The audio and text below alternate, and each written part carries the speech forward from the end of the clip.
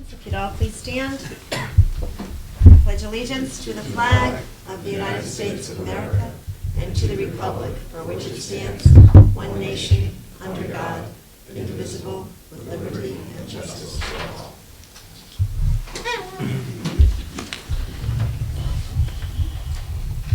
Approval of minutes for August 7, 2017. Is there a motion to approve? So moved. Seconded by Jim. I have a correction. Okay. In the minutes it said, let me just grab it, Could you sorry. speak up just a little bit into the microphone, please? Yeah. Thanks. Thanks, Trying to Bob. move paperwork, I just got here, so. In the minutes it said, the cement is done for the splash pad, and what it should have said is the cement for the fixture pads is done at the splash pad, or something to that effect. That should be fine. 'Cause it's The it's the- fixture pads? It's the pads that are going underneath all the splash pad fixtures. Those are in place. They put the cement in place for those. Not So the do you splash, wanna not the tell cement. Sharon Yeah, I mentioned to her, so. So you wanted to say cement for the fixture pad instead of the splash pad? Is that Was correct? cement for the fixtures pads at the splash pad. Like it's, I don't know, probably could be worded better, but that's the easy way to say it. I'll Say, Sharon? make my motion with that exception. Okay. Is there a second to that? Sure. Those amended minutes? So motion is made for the amendment and the rest of the minutes as presented. It was seconded. All in favor?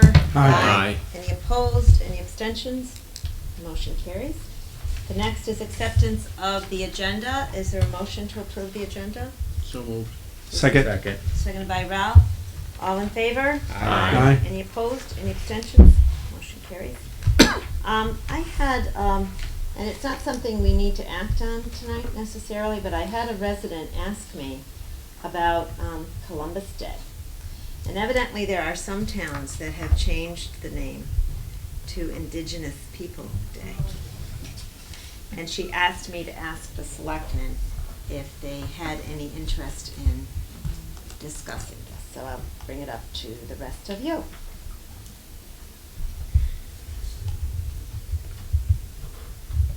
Well, I think Oh. it's an appropriate thing. I would like to research it more before we make a decision, though. Okay. Anybody else? Mike? Yeah, I'll echo what Lou said as well. I know it's a pretty emotional issue, but yeah, I'd like to look into it more as well, but I believe that may be an appropriate thing to do. So we'll put it on agenda for another time and do some research in between. Let's see. We also received, and each of the selectmen have a copy of some information from Frances Sprague, S-P-R-A-G-U-E. And Mrs. Sprague had some comments and information about the importance of sidewalks in particular for seniors. And she's attached an article from the Hartford Courant dated May 19th, as well as some additional articles on the importance of preventing falls for seniors, as well as a letter to the editor that she had written, and it has to do with the Waverly Avenue no outlet section. And she's asking that sidewalks be in her neighborhood. At this point, the sidewalk committee had gone very carefully in terms of where sidewalks would be until we have a good understanding for the budget and the amount of money that's available. So at this point, and we're going to have a little more information later on in the agenda, that section of Waverly Avenue has not been done yet. It's still on the list for consideration along with other areas of the town. So I draw your attention to the facts that Mrs. Sprague has given us, and Jim's going to make a report for us in just a minute in terms of sidewalk project update. So thank you, Francis, for getting us that information. So do you know what side Francis is on Yes. the road? Yes, South I side? do. South side? Yes. And do you know which side, if we did end up doing one side, would that be the side we'd consider keeping? Or is this? Well, I suppose you could consider the south or the north. Okay, I didn't know if there was one that was Or better. both. Which one had the poles, utility poles? South side has the poles, Okay. and well, I'll report on when we get there, but. Never mind, sorry. Yeah, no, Leave it, multiple residents on the south side have approached, so, to keep it. yes. Okay.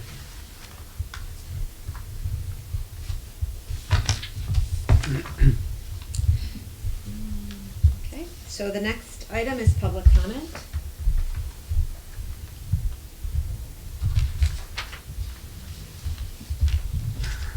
Mrs. Sadager?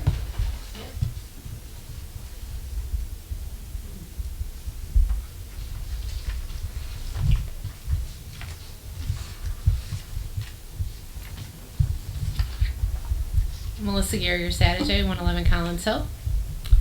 And I want to start off by thanking Selectman Bransfield for following up on an item yesterday. You're welcome. It was picked up, so well done. The other thing I wanted to talk about was we have a lot of stuff going on in Portland. We're going like through a growth phase, I guess. We have the park going on. We have the possible purchase of the land that's down by the river. But I think that we need to look at another opportunity that we have in front of us, and that is to engage a full-time zoning enforcement officer and a city planner, or a town planner in our case. I think that our growth and our plans for the future would benefit from these roles. I think that, I have copies of police reports where the police have been leveraged on zoning issues. And our police are highly trained, highly skilled, but I don't think zoning enforcement falls in their purview. And I think that this is an opportunity that we should embrace. And I think that it's something we seriously need to look at it. I know, for one, I've had my zoning issues, and I've had enforcement issues, and I think that it's time that, for the betterment of everyone, that these things are really looked at. And that's it. Thank you. See, that didn't hurt. Thank you. Thank you. Thanks for coming. Anybody else?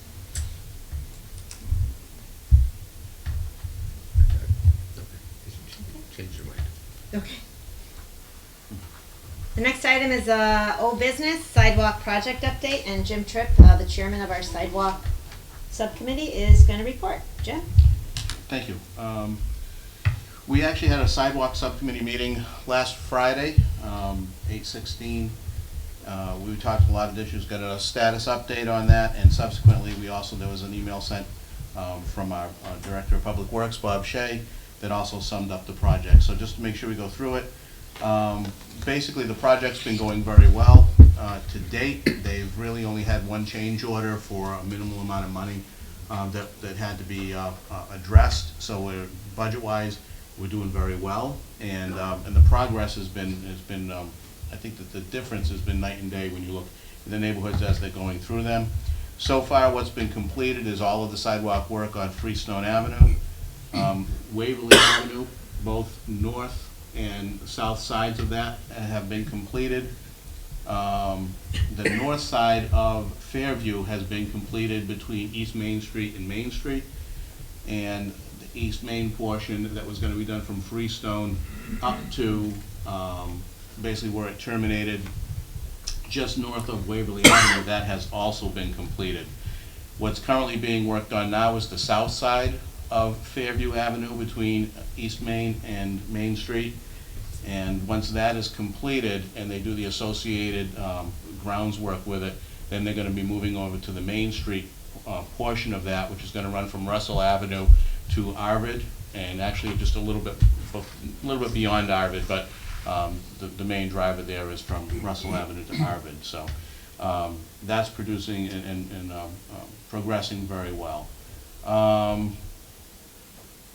Bob had a note, small bad area will also be repaired just north of Arvid, which is part of the original plan. The projection is really going to be whether we finish by the end of the year or not is going to have a lot to do with weather and how quickly they're able to continue to progress. In terms of taking a look at the budget, it looks like based on the original allocation of the $1 million, the associated engineering, and then as it all peels back with the cost as it's gone, that depending on how a few things break, we should end up with somewhere between $100,000 and $150,000 left of that money, where we can start looking at targeting some additional sidewalks and try to tie in some additional locations. Part of what we did to close out our meeting on Friday is we took a walking tour, and we went and took a look at some of the sidewalks that were completed, some of the stuff that was in progress, but we also looked at some of those sidewalks that would be considered going forward as well that would tie into the area. The streets that we ended up walking were, we went to Waverly Ave Extension, where we have had some residents reach out to us, specifically on the south side of that, the south side sidewalks, where there's definite interest in keeping those sidewalks in place. We also walked up Fairview, going from East Main to High Street, and that's another area where the sidewalks need some work. And it's another area like we saw in Freestone, where you've got places where the elevation of the roads come up, so redoing the sidewalks will improve the curb reveal and manage the water a little bit better. And we also we went down Homestead and Highland and worked our way over to East Main, and then worked our way back to Town Hall. So we tried to take a good sampling of those streets and get an idea of what would, kind of make sense going forward. And once we get a better idea of what we're going to have for funds, we're going to take a more thorough evaluation between the funds and working on cost estimates.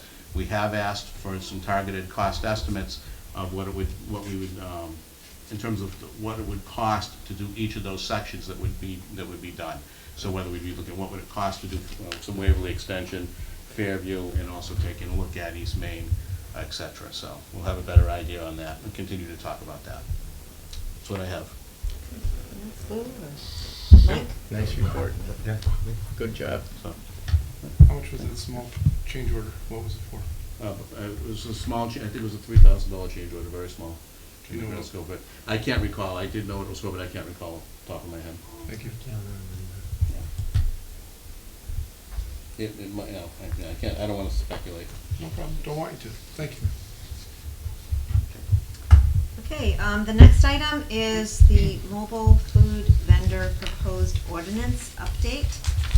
As many of you know, we have been working on a new ordinance for food trucks, and we've never had one before. And in fact, Michelle, my assistant, and I went through the ordinance that we had written a couple weeks ago and shared with you. And Lou had sent me some comments, and a resident, Spencer Cabral, had sent me some information. So I went through and made some additional changes. I don't think I got anything else. There may be some more pending comments coming in, but I wanted to go over some of the changes with the selectmen and highlight them. So let's see, on the first page, we added under required, under license, it shall be mandatory for any vendor to apply for a license with the first selectman or chief of police of the town at least 2 weeks prior to the effective date for the use of the license. And a new section is any special restrictions or permissions shall be set at the discretion of the first selectman or chief of police. One of the reasons we put that in is there are so many particular permissions or omissions that we may want based on where a particular truck or a particular situation may be. We don't know enough about this at this point. So I'm encouraging us to have as much flexibility as possible, and I'll give you a couple of examples. In some instances, it may be appropriate that the food truck be there only on the day that it's serving the food. And then it will go back to its residence or to its garage. In other cases, it might be appropriate for that truck to stay there for a period of time, whether it's a season, whether it's a year, whether it's weekends at a time.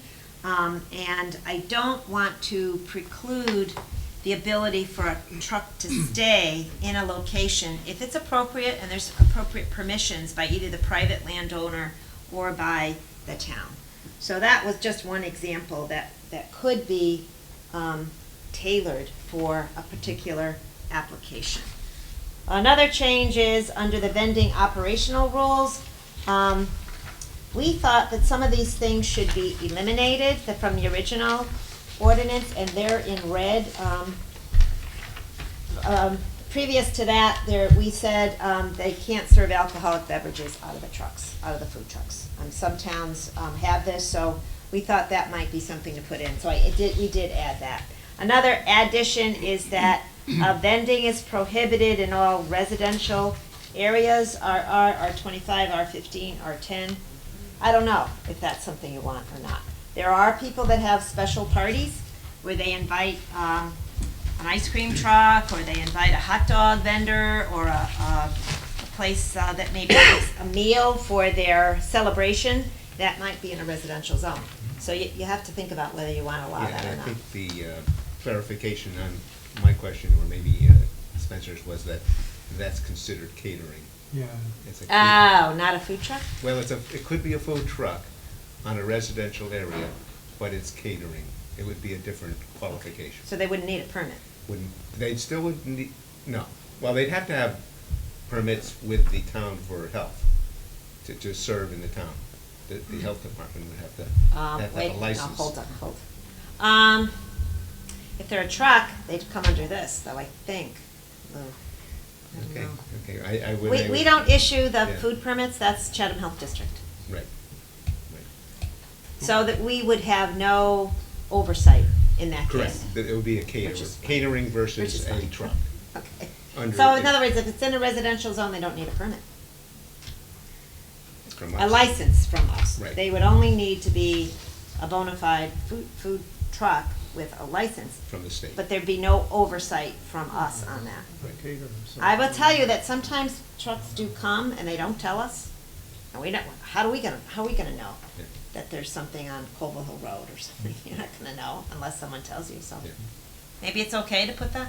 What do you think, Ben? Well, the way this thing is still written, it's still, you can get around this, so I mean, so in the first where it says mobile food trucks, it says in property in the town of, public property in the town of Portland.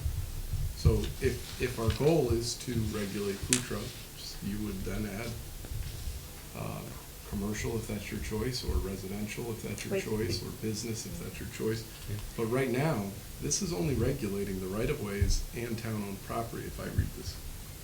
Okay, so I just wanna make sure we're all on the same page. I don't know if that's the case, so Ben, you make a good point. I don't know. Right. But if we But have public one if could I have the be- floor and go down, if you wanna go down a little further, I agree with you, Susan, where you added any special, I don't know if it was you that added, but somebody added any special restrictions. I like that because this is new. But I would say we could probably have a turnaround of 1 week instead of 2. Just for, because some of these events are gonna be last minute. We are here to try to help people, I think. Well, we try to do them quickly, Ben, but if someone's on vacation, I mean, there's just two of us. Well, keep in and mind, they'll have the Michelle Chatham- does most right. of these. They'll have the Chatham Health permit already, or you Yeah. can't sign it. I would argue you have a designee, and if they meet the requirement, say you're out of town or whoever, it's for selectman or woman, then second in charge could easily do that in a 1 week. I don't think, if you think the 2 weeks is necessary, then so be it, but I think 2 weeks is good, simply because, I mean, our goal would be a day or two, but you might have an unusual circumstance. The that's problem with the 2 week window, what I'm seeing here, the way it's written, is if somebody did come in 10 days and you wanted to grant it, I don't believe you could. So, if we're going by how it's written, so if we want to tweak that, we'd like the 2 week, Okay. maybe add that to your exceptions. Yeah. list, Which you have that purview, that's fine, but I think we have, or should tweak there. And then in the next one, where you go down, where it says A and B at the bottom of the Yes. first page, Yes. I think we should remove his and her business and just call it business, because certain entities are just Sure. a business, and I don't think we should be saying his and hers. Unless the license, right? What's that? Where it says his or her license, we could just say unless the license there. Correct. Yep. Okay, And I'll then do the that. first sentence where it says his or her business, Yes. just put business. I mean, that's fine. And then, on the next page, C, where it says it's prohibited to dump in the gutters, spill materials, sweeping, basically oils and stuff into the storm drains. I would add a caveat that it's finable. A finable offense, or put in something that then they won't be getting renewed, or you gotta have a little, I think we should have a little more teeth. Well, it does say at the end, revocation and penalty. Any person violating any provision of this article shall upon conviction or Right. be punished in accordance with section 1-1, which I think is when we fine people. Okay, so as long as we have that, I think that's important. Do you agree with not serving alcoholic beverages up above? Uh, Or E? Out of the vehicle? Yeah, out of the vehicle, out of the food truck. Yeah, I'm fine with that at this point. I mean, obviously, this is a work in progress. If there's some reason we feel we need to change it in the future, and I don't know the laws on that, but I would say as of now, let's just stick with what the animal is, Further down, I'm not sure if the $300 fee is too much, so if there's any discussion on that. Yep. I don't know. I'm just thinking out loud that if these people only do it 1 or 2 times, that's a big number. But obviously, if they do it 10 times, now you're only $30 an event, but I find it hard to believe there's gonna be a lot. That's for the year, right? Correct. But they may only go to that event, even if it was a lot, 10 times, I don't know. That, to me, I don't know where other towns are at, but I would think that could go down personally. What else did I see here? And then it says, let's see, I don't think we should talk about vendor permit must be renewed every July 1st, because they can come in at any point. I think we should just keep the sentence before it. They expire June 30th. What do we care if they come in? And they only get a month. And so I would lose the sentence, Sure. must be renewed every July 1, because certain people may not renew July 1, and then are they not allowed to renew, September 1? So I would say just lose that sentence. What about the residential areas? And just, we won't deal with trucks if they're in people's I backyards. agree with Lou. I think that's Yeah, I catering. think so. I obviously I'm just one of. So you're okay, the consensus is to leave that? That's good, yeah. I agree. I think that's Because what it vending, is. I think, is a different Yes, it is. operation than catering. And that would especially be difficult to charge $300 for somebody to have We don't want a birthday party. We don't and want a it. barbecue guy. So, and keep in mind, they still have to be a food truck. They still have to go through Chatham Health and all that. So, I'm fine with excluding. Well, that opens up another can of worms too. But if they're doing it every weekend, I guess then we'll have to talk about it. But anyway, so moving on, the signage.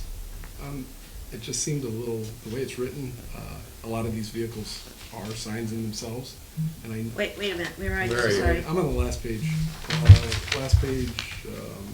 H. H, okay. It says, shall use external signage, and Shall, I think it was supposed to say shall not use. Well, it says no mobile food shall use. right. Okay. Yeah, And that I would should- argue the whole vehicle, know. in most cases, is an external sign. So I Yeah, just no think we have to sign. clarify. You don't have to have that. I mean, Well, how do you No, suggest? what I thought the intent was, don't start putting up these little triangles and these signs everywhere, and I agree with that.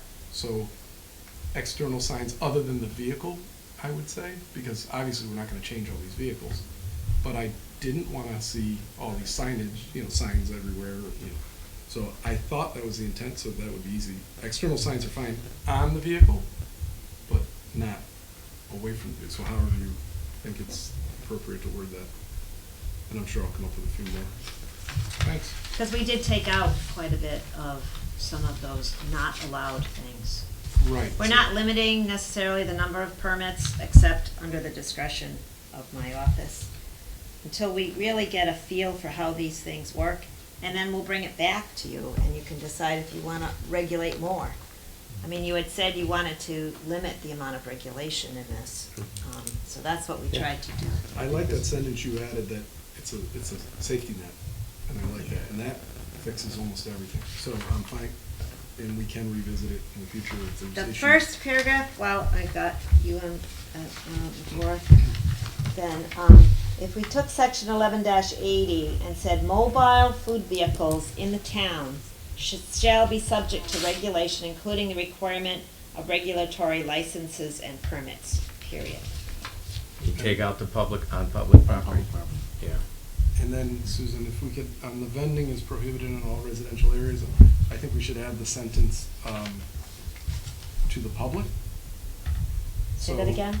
Where it says vending is prohibited in all residential areas, I think the board, or there was a consensus that. To the general public? Yes, something to that effect, because then we don't have somebody trying to get through a loophole Right. who puts a truck in a residential neighborhood, but we can still allow the family that's. Where's trying to- that line, Ben? It's on the, sorry, the second to last page, it's in blue. I think it's the only blue on the second to last page. Oh, vending is prohibited in all residential areas? Right, but I want to be clear, it isn't. If we're going to be okay with allowing food trucks at parties at people's homes, so then that statement wouldn't be true, and I don't want 5 boards from now to misinterpret that. So I think we should just clarify, vending is prohibited, like Susan said, to the general public. We're not trying to prevent a homeowner who's having a party and having a food truck.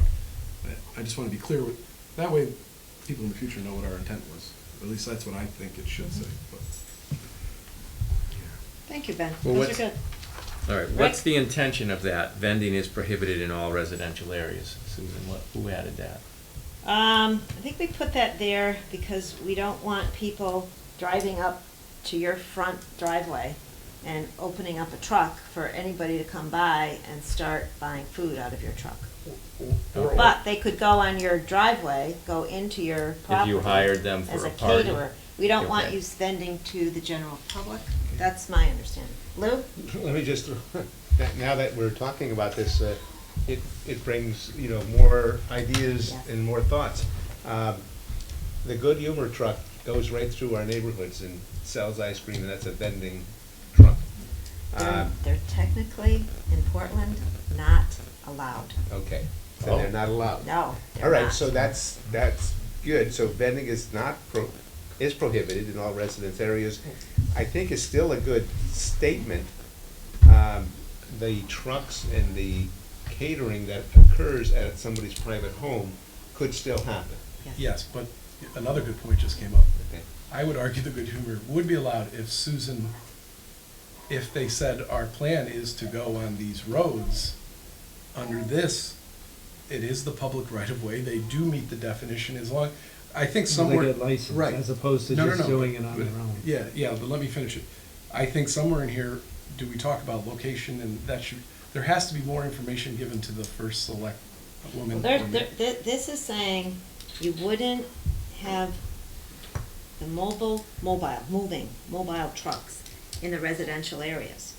Now, if the truck goes and they're catering a house, we're not going to consider that a mobile vehicle. I think, That's better. right, I think we have that part down, Susan, but if you read the first section, the town of Portland, public property. No, I took that out, remember? Okay, but somewhere in here it says vending in the public right of way. I is took, part- I thought I took it out. Okay, because then you that legally could give the Good Humor guy a license to drive around certain roads on certain days at certain, and that's, See, and I'm not if you don't sure. want that, then we need to Okay. fix that. That's all I'm saying. I don't have, I don't think we want that. okay, well then I think right now we should be removing public right of way if that is not our intent. Because right now it says vending in the public right of way without a permit. Right. You know. So I would argue if I I took was. that out. Okay, well, Well, so, that- so well- I'm striking that, is it? What I Oh. said for the first paragraph is mobile food vehicles in the town shall be subject to regulation, including the requirement of regulatory licenses and permits, period. And I took out the rest. Okay. Oh, you took it, but then on the one we have says vending in the public right of way. Yeah, I just took it out. Oh, you just took it She's, out. she's saying strike, I'm Okay. suggesting that as a change, Rick. and I Okay. think that then solves what I just brought up. Because we could end up with a lot of other stuff going on. Maybe, just to reiterate a little bit, that the intent is to allow food trucks within the town, but we want them to be invited, so they have to be invited by a business, like a brewery that may be coming to town. They could be invited or allowed in town property, like we have at the music concerts, or that we may have in another area in the town. We had a trial run, shall we say, of one vendor, and it worked out nicely. And that particular vendor is still interested in vending in the industrial park. Don't know But if who there's invited two. them there?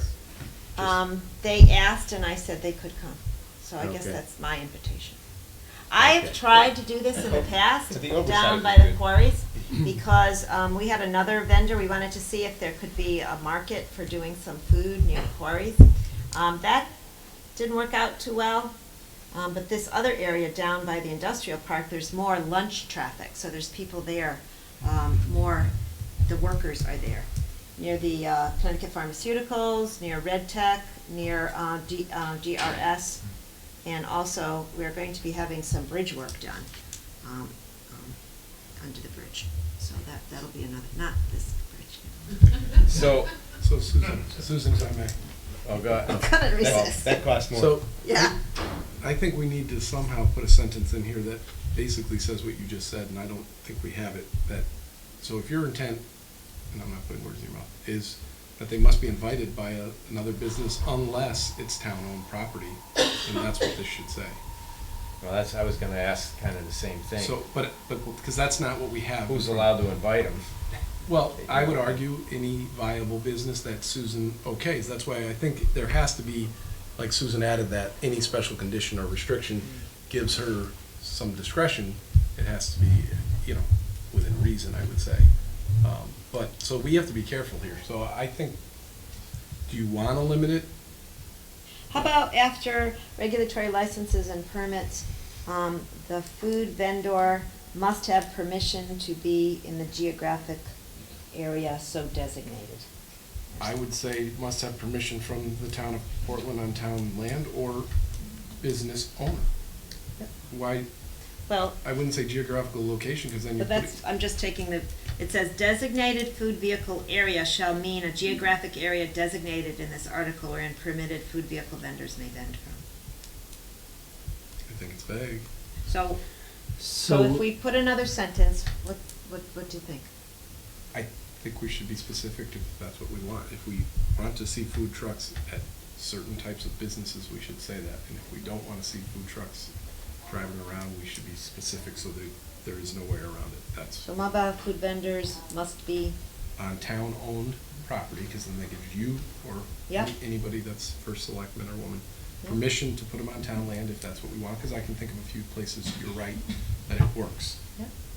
But then I think we should be careful on the other side of it to where we want these, if that's what we want. So I have a question. So with regards to this, how does it play into, and obviously we had other conversations talking about food vendors at, would say, a brewery. So That's, now, are you going the route of saying that's why you say we're invited by the business? Because in essence, do we have some issue with what we're putting here with food vendors that may go to a brewery, and by putting verbiage in here, we kind of cover ourselves for that no, scenario? I'm talking, like, I'm picturing a vacant lot on 66 near Farrell's. Somebody could say, I want to put up there every day. And right now, I find it hard to believe Susan would have a way to stop You're it. saying it doesn't have to be a public, if we decide we want to I want to make sure allow you're getting or what not you... allow someone to be on private property. Right, in the area. I think the town, this board should have or the first selectman, and this would have the discretion to shut down something that's not good for Portland. And I just gave one example that I was thinking of, that if you just be careful, if you word this incorrectly, you could have a whole bunch of How about this, but? things that you don't want. I'm just How saying, about this? be specific. Mobile food vendors must be on town-owned property or other designated food vehicle areas. And that's defined here as a geographic area designated, I'm gonna change this and say designated by the Board of Selectmen, wherein permitted food vehicle vendors may vend from. So that will allow this board to say where the food vendors can be. Okay, so if a business, let's say Portland Discount Liquors invites him to Portland Plaza and wants to have a food truck set up out front there in the parking lot, he can't do that without our Unless the permission. Board of Selectmen says that's a food Vending area. vending area. I think Okay. So that's, you will But- set that. I think that's better than, Is that better? we Well, need, otherwise- we need a safety net, otherwise you're gonna be Yeah, in big otherwise trouble. he could do that. And If he got a everybody, permit from Correct. my Oh, office. that's, okay. and everybody else, and I would, you know, I don't wanna see us trying to create an argument, you know, I think we should be specific. I think that probably does satisfy it, the way Susan just read it. Do you want to call it a permit or a license, by the way? Well, you're giving them, it's for a year, right, or for it's a lengthy period of It'd be time. a permit. I'm just wondering what they did in Madison. Oh, We you usually bring up a call good it- point. It should say up to a year, because you should Or have up the to a year. discretion. There's certain locations Yes. you're only going to approve for one day. Yeah, day or a season or a week or whatever. Or, exactly, well said. So, but that discretion needs to come from, I would argue, the first selectman, or if you wanna make it some things the board, whatever, that doesn't, but there has to be discretion on the Madison town's calls part. it a You know, the other issue too, though, if it's gonna be something that the Board of Selectmen votes on or approves, can we meet the 2-week deadline? Well, the problem with, well, here's the, I think it No, should you're- only be the controversial ones. I don't believe a normal permit should be, for example, and that's why we have to word this correctly, if a brewery wants to have a vending truck, I don't believe it should come to the Board of Selectmen. That does not scare me. No, but maybe you would designate the industrial areas, the Like zoning, pre-approved certain areas? Okay. as pre-approved. Okay. And then if it's Yeah, outside of and that if it's area, then it outside comes that to area, something. And you then- can put it right on the map and say where you would allow that. But I still think there should be a sentence, each location has to be approved by the select woman, because I at have some to point, sign this it. thing could get out of control.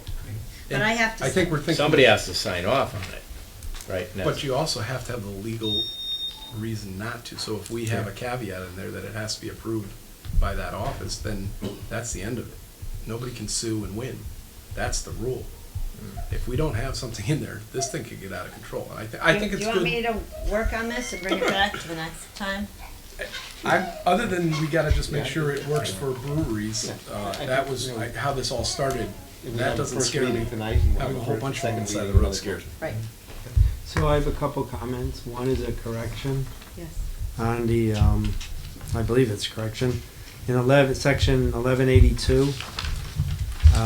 In that big, long paragraph, 2/3 of the way down, it says, "A policy shall further provide that it may not be canceled."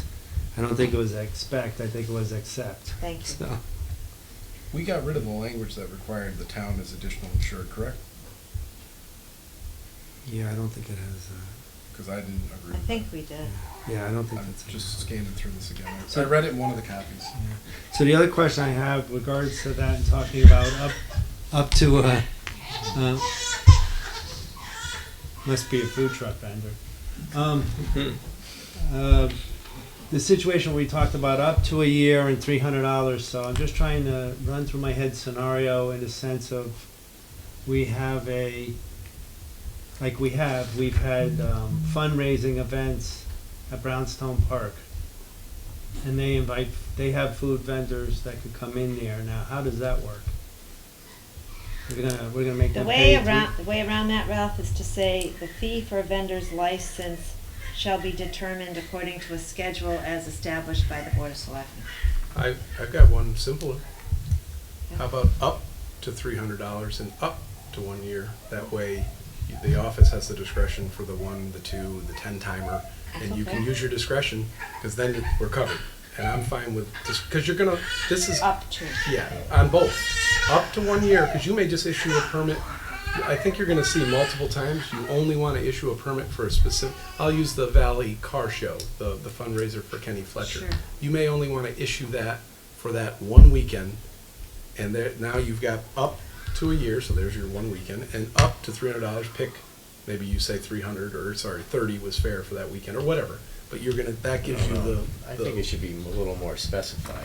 I was gonna say. Fine, then For, I you know, think it's for the either schedule. for a 1 day or weekend event is X, and Okay, for a week And is. see chart, maybe that We gets have a modified or schedule. updated. Okay. That Yeah. but I think, we said it, but we can bring it to you if you like. because I'll give you another example. There may be, we don't know this, there may, for the brewery, there may be a specialty guy that just drives around state to state, and he's only gonna be here for 3 times in a weekend, or whatever. I don't know whether you're calling 3 it times in the whole year, you mean? Yeah, maybe he's just traveling on through. Maybe he's a specialty guy with the best barbecue. I don't know.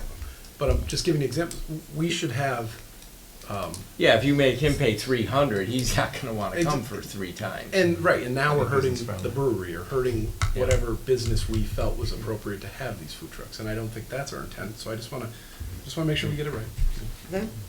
Yeah, I think what Rick was mentioning, some type of scale, you know, we could work it out so that maybe if you're there 3 times, or less than 10 times, it's X. Yeah. If it's 10 to the 20 or 30 times, 30 days, it's X, Y, whatever it may be. And then there may be something beyond 50 days or 30 days, whatever it may be, that would consider a year. And the other hidden thing that we're not thinking here, I'm just putting myself in that vendor's shoes, he may find out, wow, I made a killing at this brewery. I'm gonna get the 1 year I want permit to say a now. year, yeah.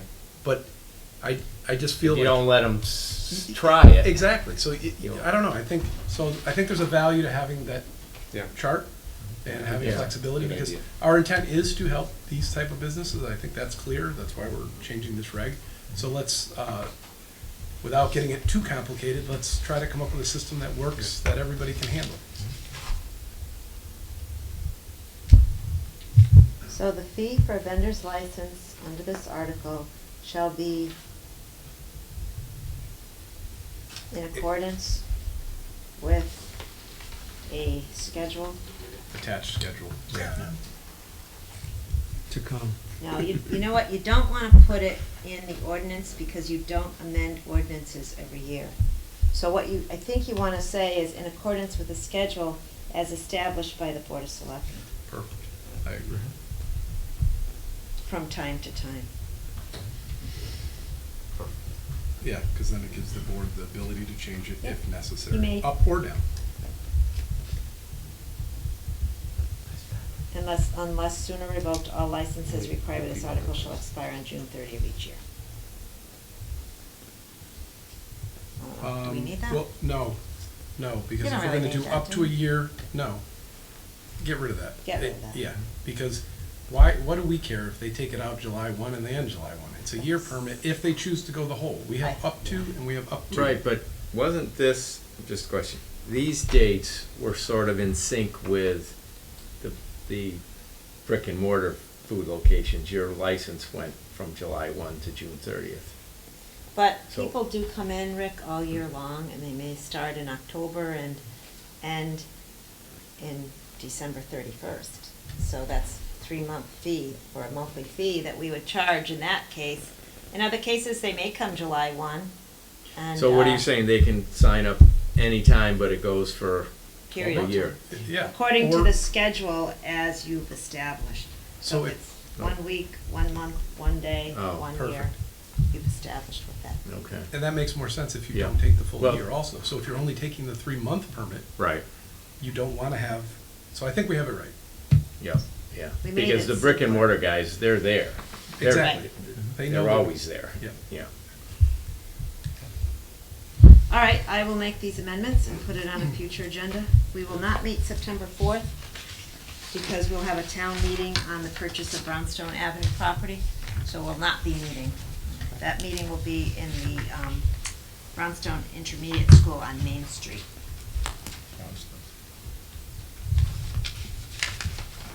All right, we're moving on. An update on the Brownstone Avenue properties purchase update. There will be a public hearing tomorrow, the 22nd of August, and a public hearing on the 27th of August. And those will be at 7:30 p.m. here in the Portland Library. And on September 4th at 7:30 in the Brownstone Intermediate School will be a town meeting. At a town meeting is when you vote, and you must be present. There are no absentee ballots. It's because it's an amount of money under 500,000 and there's no borrowing anticipated, there's no need for a referendum. So it's a public town meeting, special town meeting, September 4th at 7:30. Thought she just said I 7. don't know She whether said you want to change the venue for the public hearings, if you want to go to another location, or you want to keep it here. Lou? I think we should keep it at the Brownstone, and the only reason I say that. No, I'm talking about the public hearings. Oh, the public hearing? Oh, okay. Last Yeah, time it's we had already, a few people already here. know, they're gonna be confused I know. if you change it. I know. Are you expecting overflow? I don't know. The only thing you can possibly do, we want to tape the meeting, and that's why I wanted to have it here, because we have the video machine here. If you go to another building, it's very difficult to tape a meeting. It doesn't, the sound is bad enough here. When you go to another venue, it's very hard for people to hear. We can fit more chairs in here. There are 2 public hearings, so if folks come tomorrow night and there's not enough room, hopefully they'd be able to come on Tuesday, the 27th, which would allow more time. Well, Susan, when we had the one in February, I think it was in here. Yes. It was full. Some Yes. people were standing, but we Yes. all fit. We do. And we can move these tables to the side so there's Yeah, more we don't space. have to be sitting No. up here per se, No. but. And we'll be able to fit more chairs. I think this, what's the capacity in this room, Sharon? Can you see that? Is it 80 or 50? Hundred, this is, Standing 100. stay on, chairs only 70, standing 100. 70? Is that what it says? 70 with Steve? chairs, yeah. Okay. So we should be able to fit more chairs. We have it laid out kind of comfortably here now. We don't need an aisle in the middle necessarily, so we could probably put some chairs along the perimeter and still be within Yeah, the, there's only 40 chairs here now. it'd still be in the fire marshal's rules. So, okay, so we'll leave it here. Is that the consensus? I'm happy to change it if you want, but, I think it should be. and I wanted, okay. Yeah, I think it's advertised, people already know. I think it's a good Yeah, idea. it's already been advertised. And the resolution that we'll be voting on was given to the town clerk today. And we also gave it to the selectmen tonight. And Jim, can I have that paper I gave you? For a second? There were some questions about some of the other fees that had been expended for the project, or expenditures, I should say. So I just wanted to go over with the selectmen reminders of expenditures that had been approved since 2013. This project has been contemplated for a long time, and specifically since 2013. There was a Phase 1 environmental investigation report for $3,000 that the selectmen authorized and paid for. The selectmen applied for and received a State of Connecticut Department of Economic and Community Development grant for investigation and borings and a lot of testing of the soils as well as the products. And that was $200,000. That also included some of the legal fees associated with the work on the investigation piece. We have pending a state funding grant for remediation that we have not expended. That's $750,000. That has been verified by my office and by an email from Banu Chandri, who is the Deputy Director of the Brownfields Redevelopment Program at Department of Economic and Community Development. That money is available and set aside for Portland since 2016.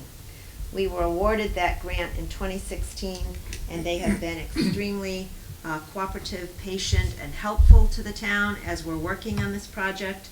So the consultants at DECD, we've also been working with consultants from Environmental Protection, as well as our state senator and our state representative. So that $750,000 is secure, because I've been asked that very important question, and Christie's office and Senator Needleman's office have verified that for me, along with the state.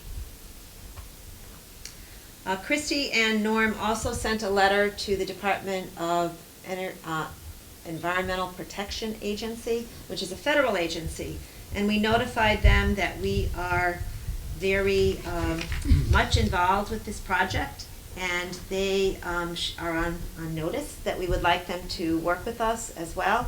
And our town planner, Mary Dickerson, went to a seminar yesterday, and it was put on by our U.S. Representative Courtney in Willimantic at Eastern Connecticut State University. And part of the seminar included presentations not only from the state agencies I've mentioned previously, but also from the Environmental Protection Agency, our federal government, under the auspices of the representative's office. And they also had, and Mary was quite encouraged by this, there's an agency that works for the federal government that provides advice and help and expertise to communities that are involved in brownfield redevelopment. And they are available free of charge. She brought with her, and I had forwarded to Senator Courtney's office, information on our project. So they are aware of it and the amount of investigation work and the plans that we have for the cleanup.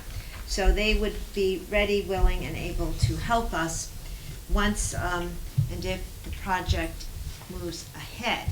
As the project moves ahead, there would be the need for, and I would be recommending immediately, Brownfields Redevelopment Committee that would be composed, my recommendation would be the Economic Development Commission, of which there's 5 members, and I would say up to maybe a dozen more individuals from our community that may be licensed environmental professionals, they may be real estate professionals, some building professionals that would assist us along with some of the consultation that we'd have from the state and federal agencies to make sure as we go forward that we issue RFPs correctly and that things are done in accordance with the standard protocols. These brownfields are cleaned up all over our country, and in particular all over Connecticut. We have a lot of experience in Shelton. There's been a lot of cleanup in Glastonbury, East Hartford, Middletown, just to name a few towns. In fact, State Representative Themis Claritas had recently said what a wonderful grant was given to her community in terms of investigation of brownfields in the area of Derby, Shelton, and some of the other valley towns. So I think it's important to point out that this is a community endeavor, and we are prepared to proceed to the best protocol and the best expertise that we can to help us do it. I think that's critical. Continuing along, I also wanted to point out that the Selectmen approved, pending the approval of the pipeline being tested and being tested to be intact. When we did the testing for the pipeline, we expended $2,800 for ground penetrating radar. So we have a record of exactly where the pipeline is under the ground. And we have that mapped and on record in the town hall. We also asked that the seller put additional nitrogen into the pipeline. They had originally, I think, wanted to do 25 pounds per square inch PSI, and the town selectmen felt we should have a higher PSI. So we will pay an extra $2,000 at closing so that we had 50 pounds per square inch of nitrogen. And when that was put into the pipe, it came back under Cortec, who was the company that did the testing, that the pipe is intact, there was no leaks, and that indicates that there has been no leakage in those pipes because the 50 PSI was put into the empty pipe, all the oil's out of it, been cleaned out of most of all the oil, and the PSI in there was held for more than a day. I think it was 2 days and counting, and the 50 pounds per square inch did not go down. And that was done by a professional company, paid for by the seller, and then the extra nitrogen was paid for by the town at the tune of $2,000, which we'll pay at closing. So once we knew the pipeline was intact and capped at the manifold and capped where it was feeding into the large above-ground storage tanks, that pipe has been capped, we know it's intact. The selectmen gave approval for $9,700 of a property survey, which I brought a copy of just so the selectmen could have it. It was done by Langen, Connecticut Incorporated out of New Haven, and it was done by Andy Ives, and Andy Ives happens to live in Portland, and is very familiar with the property, and he's going to be coming to the public hearings so that he can explain what he determined in terms of the property borders and the content of the property. In addition, the selectmen approved a $19,000 deposit when we signed the purchase and sale agreement. That is being held in escrow by the seller, and that will be a credit at the closing. Additionally, there's been legal costs since 2013, some of which have been enumerated, some of which were included within the grant that we received. It's not easy to take out of some of the legal costs exactly what it entailed, but I can tell you that it is not cheap. Legal costs are never cheap, and if anyone hires lawyers, they know how important it is that we do these things, but I wanted to point that out. The purchase price is $385,000. The closing costs will be estimated at $15,500. Of course, we have the credit of the $19,000 deposit, so the net purchase price is estimated at $381,500, of which will come from we're not raising taxes to do this. We've saved money for this purchase, the land acquisition number 75 fund and the land preservation number 58 fund, along with potential contingencies. And within those accounts, there is sufficient dollars of $381,500. There's more than that amount in those accounts. So there is no need to raise taxes or to go into the undesignated fund balance for that purchase. So I wanted to give you that. We can repeat that tomorrow, but I wanted to give the selectmen the update, summary, much of which you already knew, but I wanted to give it. Any questions on that? No, it's good, thank you. Susan, point of order? I'm not taking questions from the audience right now, but I will indulge you. Thank you. Yes. I'm just curious, did you, because I have a presentation for the food truck issue, so did you want me, I thought that was going to be included in the food truck. Do you feel you need to do that in light of the ordinance changes that we have? Absolutely. How long will it be, Joe? I can do it quick. That definition is? I'll do it really fast. A lot of it's really pictures, and I just want to. You're right, it is a point of order. Let me ask the selectman. And we still have the dog. Yes, and we still have the dog park exploratory committee as well. Can What we do it during public comment? Could do, If you Joe, can stay. if you don't mind. I would like to do the dog park exploratory committee, and then we'll do the presentation under status and committee reports. Okay. Is that okay with the selectmen? Fine. Yeah, I'd like to hear Thank what you he for the has to say. reminder. Give you a lot of information that you can distribute, because as you said, this issue is gonna go on for a while. So there's a lot of information that I Thank you, really Joe. don't need to present, but there are some things that I need to present that I think are gonna be terribly helpful, plus my request. Appreciate that. So we'll do that under status and committee reports. I think some of the members of our audience are interested in hearing the dog park exploratory committee. Before we get to that, appointments to boards and commissions. Are there any appointments? I don't have any. Not tonight. Okay. So we're gonna move on to the dog park exploratory committee report. How many members are here tonight, David? Only Karen. Okay. I got an email from a couple of people, excuse me, today that couldn't make it, unfortunately. Great. And our liaison is Ralph. Well, Welcome. Well, you tell us when we should Yeah. move. as soon as he turns the lights down and you're ready to go. We'll go back Now to would be a good time. That was a good time. Now's a good time. I got a bunch of slides because I'm a slide guy, but that'll help drive me through this to go relatively quickly. And I just wanted to start off with a couple things. Number one, little preamble to this is that, I talked to Ralph a few times and been on some of the park and rec meetings and heard that there's a high interest in a dog park when they did the survey for the Route 17 park. So I kind of ran with that and worked with Ralph and said, hey, can we go further with this? And so he was good enough to bring it to the Board of Selectmen and say, hey, can we do a exploratory committee? This isn't to say we're going to do it. This is just to say, what are all the pros and cons and things like that. So we formed a committee, and I was the chairperson, David Murphy. We had Ann Snow, she did a lot of snow, Sharon Paddock, Chris Ross, he couldn't make it tonight. Eva Truden, she was his fiance, but she helped a lot. Bill Barrows and Dave Rutter. And of course, Joe was our public comment every week. So again, we didn't solve all the problems. We didn't go to the nth degree. We didn't get all kinds of estimates because, hey, if it's going to be this site, it could be this estimate. If it's going to be this site, it could be this estimate. So we did more of a high level.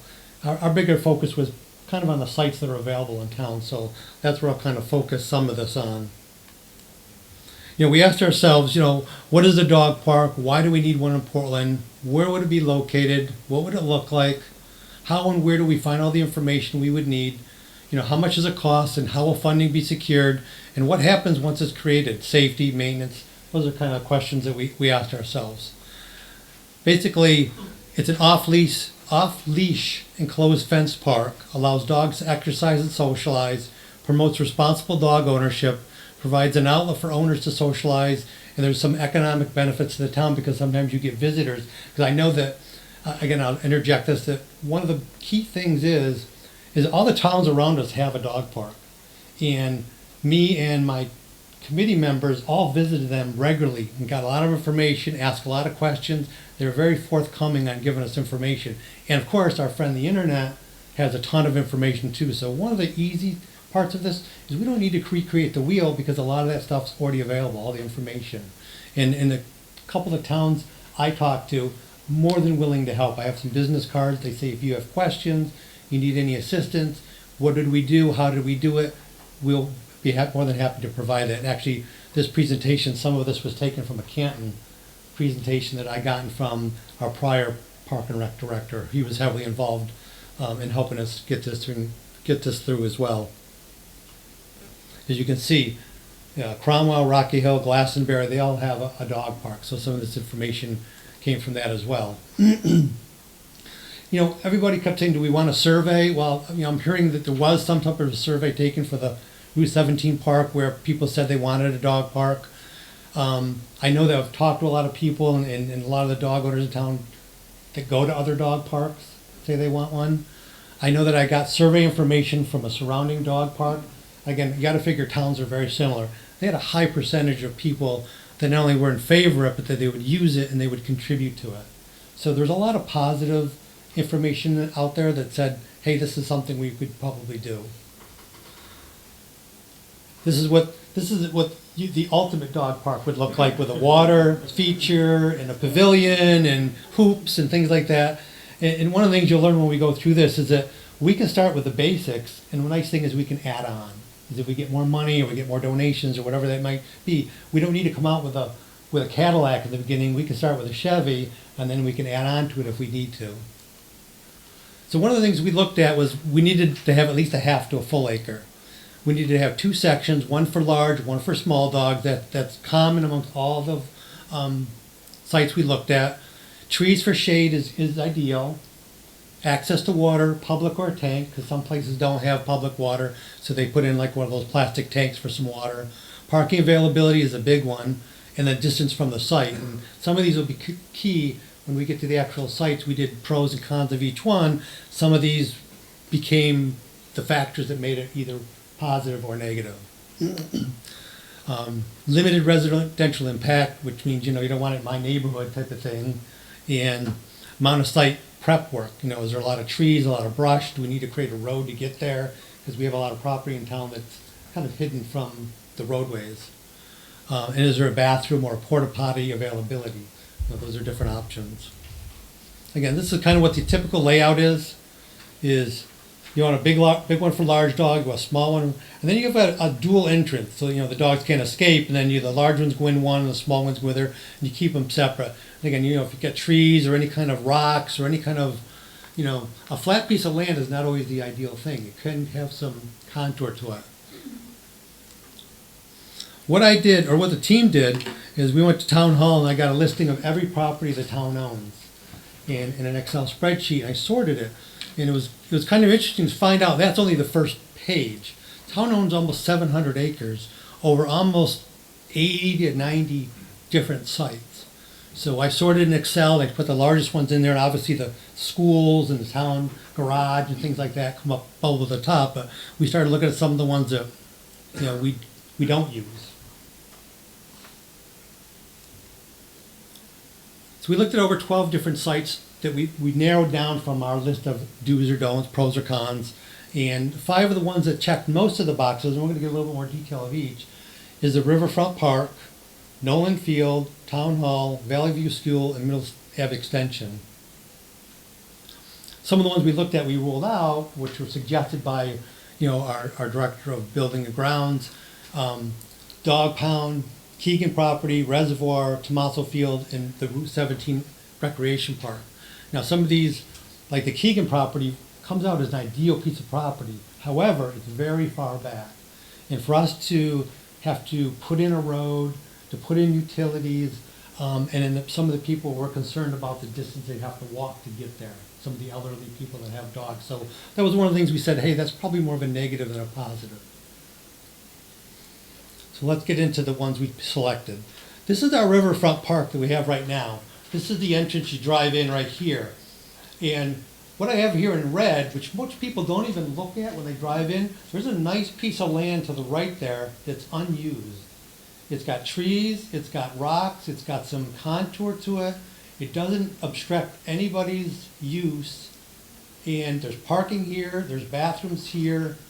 What we looked at here was up at the upper level parking lot. Carl Johnson looked at this area here, and we said, no, it's got too much of a decline, and there's too much work to clear it out.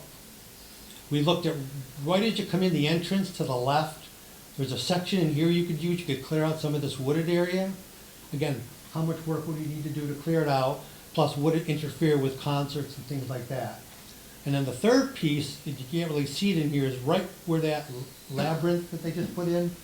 Between the walkway and that, there's like a little wooded section here. I guess they do the Halloween scary thing there every year. I haven't been to it. But that would have been a nice section to do if you cleared it out again. It would take a little bit of work to clear out. But again, having the water, the bathroom, the parking, it connected all that. So this site actually had 4 possibilities. But this one kind of popped out when we did site visits and we walked it a couple of times and we said, hey, what about this? So again, we're not here to make a decision. We're here to present the possibilities. And I assume if this goes forward, there'll be a next committee, an implementation committee. They would kind of hone in and say, hey, that's a great site, but we found out this, this, or this. It really doesn't become the best site. Again, I put some of the pros and cons. It's shaded, it's got bathroom, it's got parking, it's got water, it's an unused area, it's centrally located in town. And the funny thing is, a lot of these sites we went to are already being used by dog owners. When we walked these sites, we saw half a dozen, sometimes up to a dozen different people in and out walking their dogs already. And the other thing, this will bring attention to the park. Trying to get more people to go down and know that it's there and use it. This will be something that would bring people down there. The second one is Nolan Field. For people that don't know, we have a baseball field over by the river. And there's a nice section of land right next to it. And Carl Johnson actually measured it and fit our criteria. However, there was no shade. It was not easily accessible. Although there was parking there, you kind of have to leave the gate open, which historically we close it certain times of the year. It's kind of a little bit off the beaten path, so some people have concerns about security. And then if there's games going on at the same time, there could be a little bit of a conflict. Maybe we can work around that, I don't know. The next one was Town Hall. We actually had a couple people suggest this. There's a huge piece of land right behind our Town Hall that, again, we see a lot of dog owners already using that. So it sits there empty, there's parking, there's water, bathrooms are, Town Hall's open, there's bathrooms, but maybe not other times. So the only thing about this one we had a concern with is neighbors. It butts neighbors, and they may not be happy about that. So, but it's still a contender. Valley View School. This one came by Carl Johnson. He brought up the fact that down towards this, I forget the name of this street here. Rockville. He said there's a nice piece of land down here that never gets used. And he measured it for us. It fits our criteria. And there's water there, there's parking there.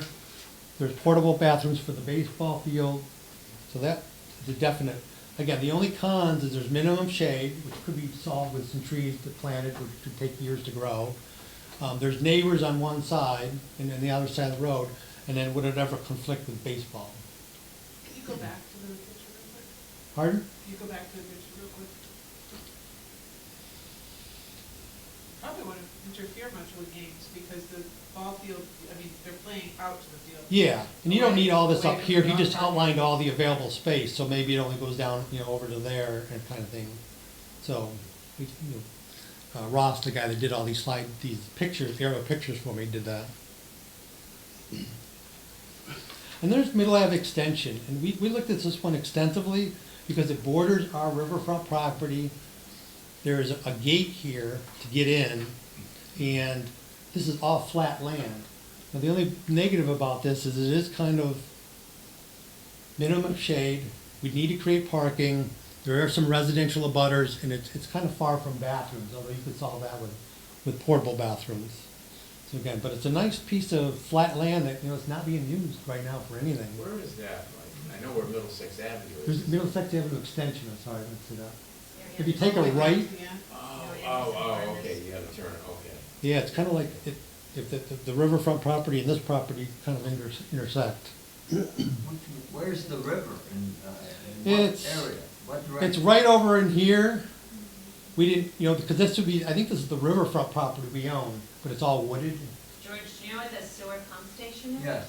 That road is right over there. You can't really see it because it's wooded, but if you come by the sewer pump station, the land that David's referring to will be right in front of you. Then you take a little right, and then you come out the gate near the Middlesex Ave extension. Susan, isn't that the pump station top left? I There. can't- Is that it right there? Okay, thanks. I think it is. Yeah. Yeah, I think if you look at the picture in the Oh, okay. presentation, you can see a little building. Little building. Yeah. When we bought the riverfront land, this was included. So this Okay. is actually part of the riverfront Okay. park. People refer to it as Middlesex Ave Extension property, so.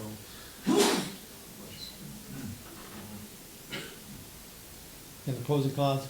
Then we jumped into, what's the cost, how much is it, who's paying? 'Cause that's what everybody wants to know. Again, we didn't get into the nitty-gritty details, but one of our committee members sat with Bob Shea, asked him, for the biggest expense is the fence. We already own the property, and if it's where there's parking already and where there's some other things, like bathrooms or something like that, it's just a fence. And he gave her a square footage on a certain size fence, somewhere between 20 and 30 grand. Annual operating costs between 500 and 1,000, what we've heard from other groups, because you got to buy bags that people can use for disposal and things like that. So there's minimal operating costs. If there's a tank for water, someone would have to fill it, things like that. So it's really low. When you think of it, and I'm going to say this, is that fireworks cost this much in the last 30 minutes. Everybody loves them, but for the same amount of money, you get something that lasts for years. Dave, question, what about like, in the operating costs, like mowing, would you have to mow it, or? Correct, and that's one of the things we'll talk about a little bit, is, how do you pay for the park? And we've talked to other towns, and we've done research on the internet, is there's tons of avenues, and the next committee could decide that, is that, there's community donations. I mean, is there friends of the, other towns create friends of the Rocky Hill Dog Park, and they go out and they do activities, and they get money, and they get people give donations, things like that. There's business sponsorships. Do you want your name on the fence? Make a donation. If you want, if you're a groomer in town and you want to do something, you make a donation. Because they have different events. Like, you may have one of the guys that does the portable grooming, and he wants to come up and put an ad out there in front of the fence to do something like that. There's naming opportunities, and I'll show you an example of that too, where someone wants to come up with a large donation, we'll name the park after them.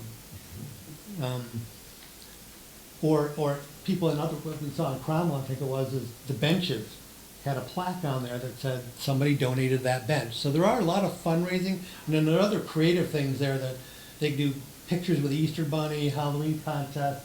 There's all kinds of creative ways to raise that maintenance money, once you get going. Just to show you, like, this is one on the internet, B. Arthur Dog Park. She obviously made a large donation and paid for the whole thing. I also found on the internet that there are some big pet food companies and pet supply companies. PetSafe gives $1 million a year to dog parks for maintenance, and building them and stuff like that. So you can do something that way too. This is kind of what happened once it's created. And again, this is just a draft. This is what we've heard from other towns. There will be need trash removal, portage on if it's applicable.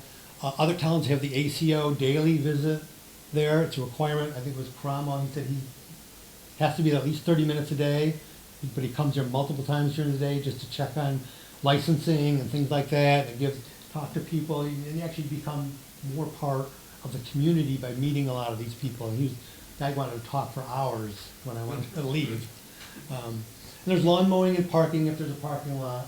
But again, that property, most of our properties are mowed already by the town. Most of our parking lots are plowed, so it's not much of an additional expense. And then ordering supplies.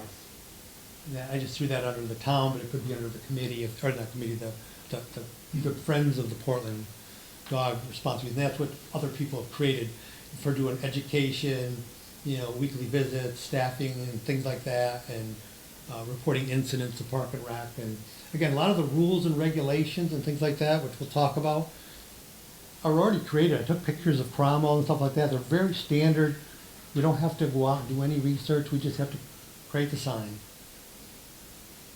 We'll have to do some educational workshops, because let's be honest, there's been some minor things will happen at dog parks, but you got to teach people that are going to use it that they need to be responsible for themselves. It's just like anything else. If you're walking your dog down the street, you got to be responsible. Same with the dog park. Any questions for anyone? Just have a quick question on one of the sites.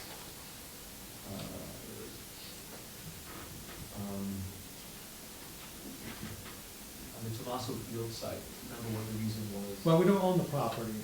I think that was the reason. Originally, somebody just put it out there that it was, not being utilized once we have the new park. And then I just wanted to put it out there in case someone brought up there, why don't we think about that field? I took it off the table because we don't own it. And we don't know I don't know what we're gonna do with it next. Yeah. The Valley View site that is being used, it's used once a week in the summertime for the fun runs. And this is just a minor issue that I think the actual course goes around that area. Yeah, we own enough property in town, we could find a different site if we had to, Yeah, it's not like it's not being used. Yeah. I'm picturing in the winter, obviously, if there's a lot of snow, there would be damage to the gates, people trying to get in, obviously additional, will potentially fall. Would these other towns shut down for those things? Yeah, that's a gray area. A lot of them, if it's really bad weather, they will, because they're not gonna go in and shovel the park. They'll shovel the parking lots, they'll do the entranceway, and then it becomes a person who uses its discretion type of thing. But some places do shut down. I don't remember which one. Right now, obviously, I think the one down by the river park on the right side of the board makes the most sense, but that lot's obviously not paved, so I wouldn't recommend plowing it either. I think if we did go down that road, I would be leery about things in the winter. And then the town hall site, I think that's the veteran park, and I know the kids use that now for different sports. So that is a utilized field, the one behind town hall. Yeah, I don't know what the use of it. A couple of people suggested it. Okay, Town people. no, you had just said that it wasn't being used, and I don't know if anybody ever told you, the little kids.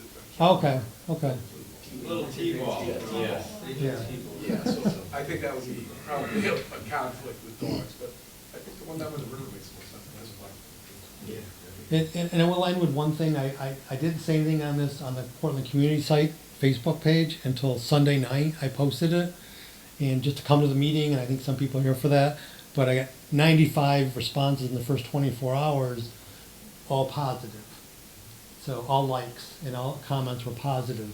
So I think you got to use some of that soft kind of data to say there's a strong interest. You know what I mean? In addition to physically doing a survey of every town resident. It's such a low cost. If we were going to spend hundreds of thousands of dollars or millions, and yeah, we need to get much more involved. But for 20 or 30 grand, I don't know if, you know, what we already, we all know here, nobody here can say that nobody probably wants a dog park. So, I will say it was, when you put it out there, I'm going, oh boy. But all the comments were indeed positive. I was pleasantly surprised, I guess we'll say. so I don't know what the next steps are. I suspect that the selectmen will have to set up a time to discuss and meet and maybe approve the next step if they want to, and then they'll form another committee where they would actually go to the implementation phase. I assume that's how it goes. And, Yes. okay. Thank you very It's a much. nice report. Thanks.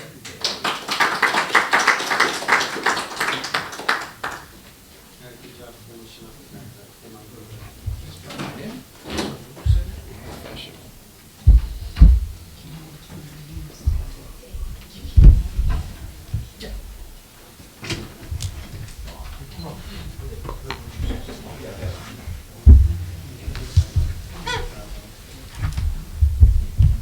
Thank you very much, Dave. We'll put it on the future agendas to see the next steps. Thank you very much, and thank you to the full committee and all the members. Ann Snow, Sharon Paddock, Chris Ross, Eva Trillian, Bill Barris, and Dave Rudder, along with Dave Murphy. Thank you very much.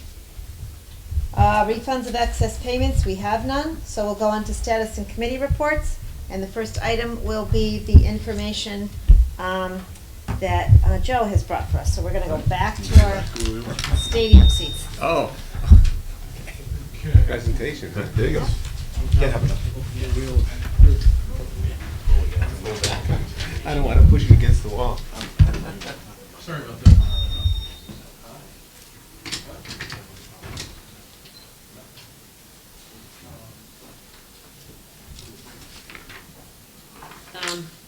Let me just move that one chair.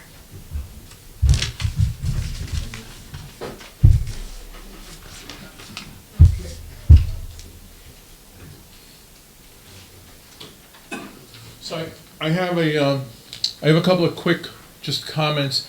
I have, and Susan, I sent you, you didn't distribute that? I did not. Okay, so I'm assuming that you will. I will. Okay. Certainly. Thank So, you, Joe. so in that sense, I would be giving the Board of Selectmen some homework to do. I was suffering in my chair watching you suffer over Ben, as you mentioned, that could open up another can of worms. I live in the can of worms, okay? This is what I do, and I'd be happy to, you know, give you as much information as you need. A couple of quick things just from what you were talking about.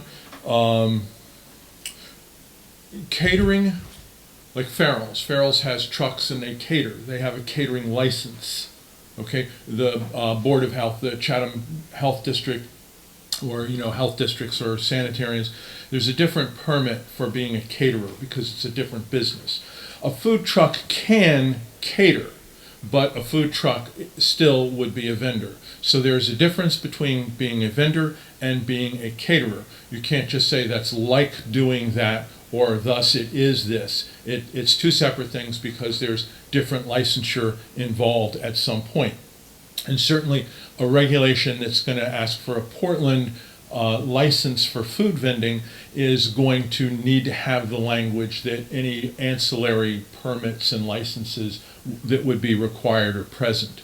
All right, and so that's the case there, is that one thing is not the other. But as a food, but as a food truck vendor, you can also get a catering license, or you can't do one or the other, or If you're catering, if you're meeting the definition of how food is stored, prepped, cooked, and delivered, and the different requirements for the health department or whatever other municipal authority has got their hand in it, depending on every town, almost every town is different, but generally that falls under a health regulation. So yes, a food truck owner could be a caterer, but there may be more, I'm not sure on this and I'll get back to you on it, but it could be more involved in terms of the base where the food is prepared. So every food vendor needs to have a base kitchen, a commercial kitchen, which would be your brick and mortar, but not every food truck meets that requirement of how they prepare their food in there to be a caterer. Yes, Ben? Just to simplify it, I don't think that was the word we meant. What we meant was if you're a food truck at a home or a party, we are not going to then put you in the fee category. I know we're throwing around the word caterer, and I think you're correct, but I want to be clear, what this board's saying is this is an ordinance, and we have the ability to write it the way we want. What we want to write, from what I heard so far, is we want to write, if you're a food truck, which you are, that's what their license to be, and you're at a home, we're not going to get involved with the fee schedule. That's all we're saying. We're not getting into catering and food truck. This is our ordinance. We want to exempt food trucks in a residential, and I don't want to speak for everybody, but I think that's what we were saying. There's a difference. Okay. We're just saying this ordinance wouldn't apply if you were having a party at your house and you hired a food truck. That's what I think we were saying.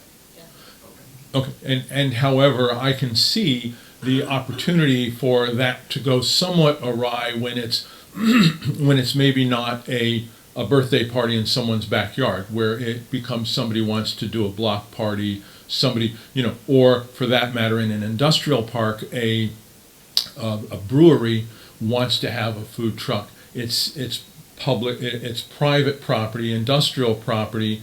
But the food truck then becomes an invitee. Now, if the brewery is going to hire a caterer, that would be a different issue, okay? Because then there would be different licenses. As well, if you're a bakery truck, you need a baking license through the state. It's another license. So there's a lot of little things when you think about who's bringing food, what kind of food is it, where is it kept, where is it prepared. These things creep into the licensure on the back side. I just want you to be aware of that. Now, one of the things that I gave that Susan will distribute to you is I've written my own regulation, okay, and it provides for a couple of things. Here, just in this, and I hope this works right because I had it set up. I was gonna, so a residential mobile food vendor. I'm defining, this is under my definitions, and I'm defining residential not as a residential property. I'm defining residential here as like a hometown favorite. This is somebody who may be one of your food vendors who's gonna, like Susan and I were working on that the project that I'm seeking the board's permission to continue with in the parking lot 5 Lower Main Street. Down there in the industrial area in the town-owned parking lot. A residential food vendor would mean a food entity that has a permit to operate as a mobile food vendor on an annual 12-month basis or seasonal 4-month basis. So that would be June through September, because those are the months that you would want, at a specific location on town-owned property to sell food items to the public as may walk up, drive up, call in, or request delivery service. Now, another type, this is one thing, and you weren't here the last time I talked, but you got to be real careful with one size fits all. One size does not fit all. You're gonna run into time and time again. You try to develop your regulation. You change one thing, you're going to go back and change another thing because now that doesn't fit. Okay, so my regulation, what it does is it divides. First off, it divides the food vendor, the mobile food vendor, into 3 simple categories. This residential category, the guest mobile food vendor, and that's a mobile food vendor entity that is a permit to operate as a mobile food vendor on a short-term basis. That's 1 to 3 days. Here, and let me just see if this works if I go to the next slide. Yeah, at the request of the town, on town, now this is 1 to 3 days, on town-owned property, or a guest of a private citizen, or on personal property, a guest of a commercial or non-commercial would be your brewery, or nonprofit business or organizations on private commercial property, or combination of the above. So you don't have to go back in and think of the town having this first select woman having to decide, how shall I do this? How shall I make it work for this? And you've got to, in my regulation here, I've given you all the opportunities to say, okay, is it this kind of vendor that's going to be here for 12 months? Are they going to be a seasonal vendor for 4 months?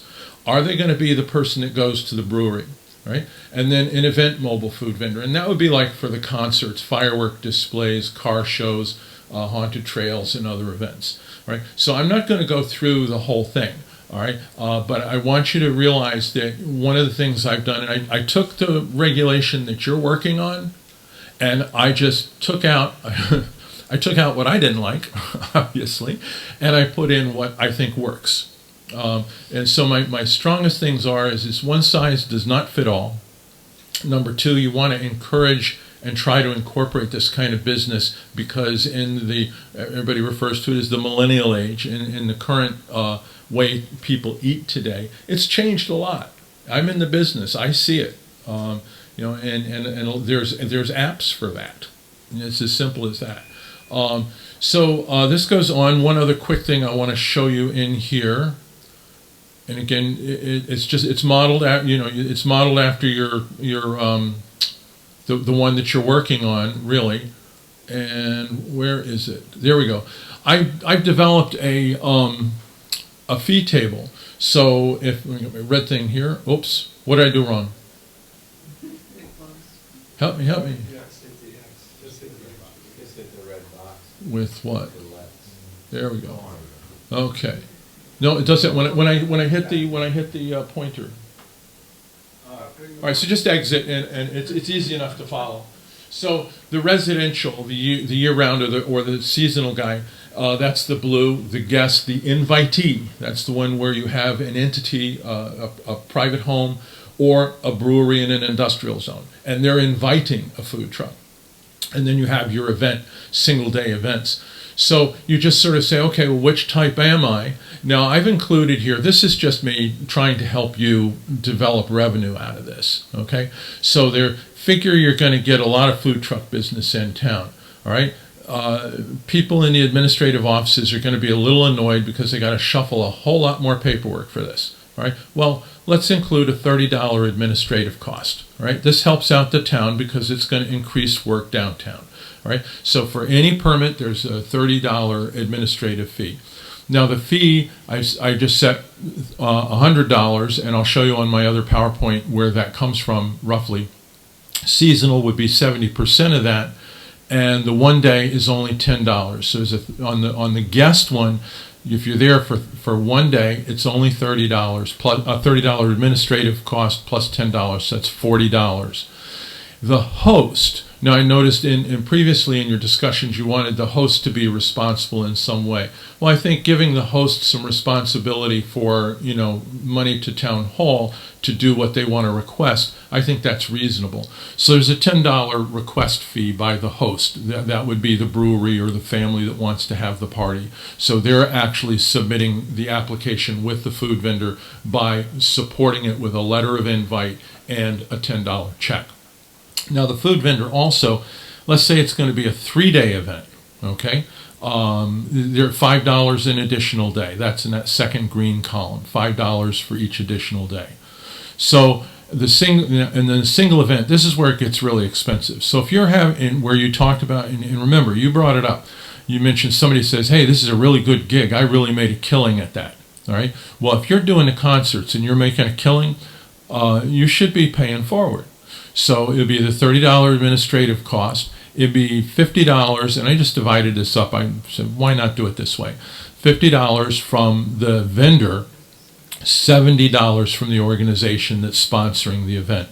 Now, they can figure it out whether they want to make that the full responsibility of the vendor or not. But you see, in the bottom line, for the annual permit, it's $130. For the seasonal permit, it's $100. For the one day, every day, you do that, it's $50 or some combination of $50 and $5 for additional days. And then for those single events, you have your vendors coming up with $150 revenue. So it's a real simple chart. You can work with it, you can change it, but I'll explain where that original $100 fee came from in just a minute. Okay? Any questions on that? I have a quick question. Yes, ma'am. So a single event would include me wanting to have a party at my house? Then you would be an invitee, okay, or an invitor. The vendor would be the invitee, and he would be under a guest permit. That would be the green column. Now, if you're sponsoring a huge shindig and you're using the Brownstone Park for it, I believe there's a fee to use the park for a private event. And if you go back to where where the three different types, and said it was, on a combination of different, being an invitee, and is it public property, is it private property, is it town-owned property? That would be just a matter of discretion whether you work that out with the administrative office. Okay, now if I could get to my PowerPoint, please.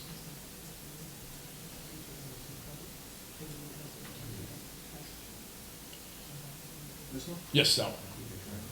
Okay, now, hold on to your seats. The food truck, a new concept in dining, all right? And remember, this isn't about, and Sharon, you should give Ben his menu. Oh, okay. This is a new thing. People love to eat off of food trucks.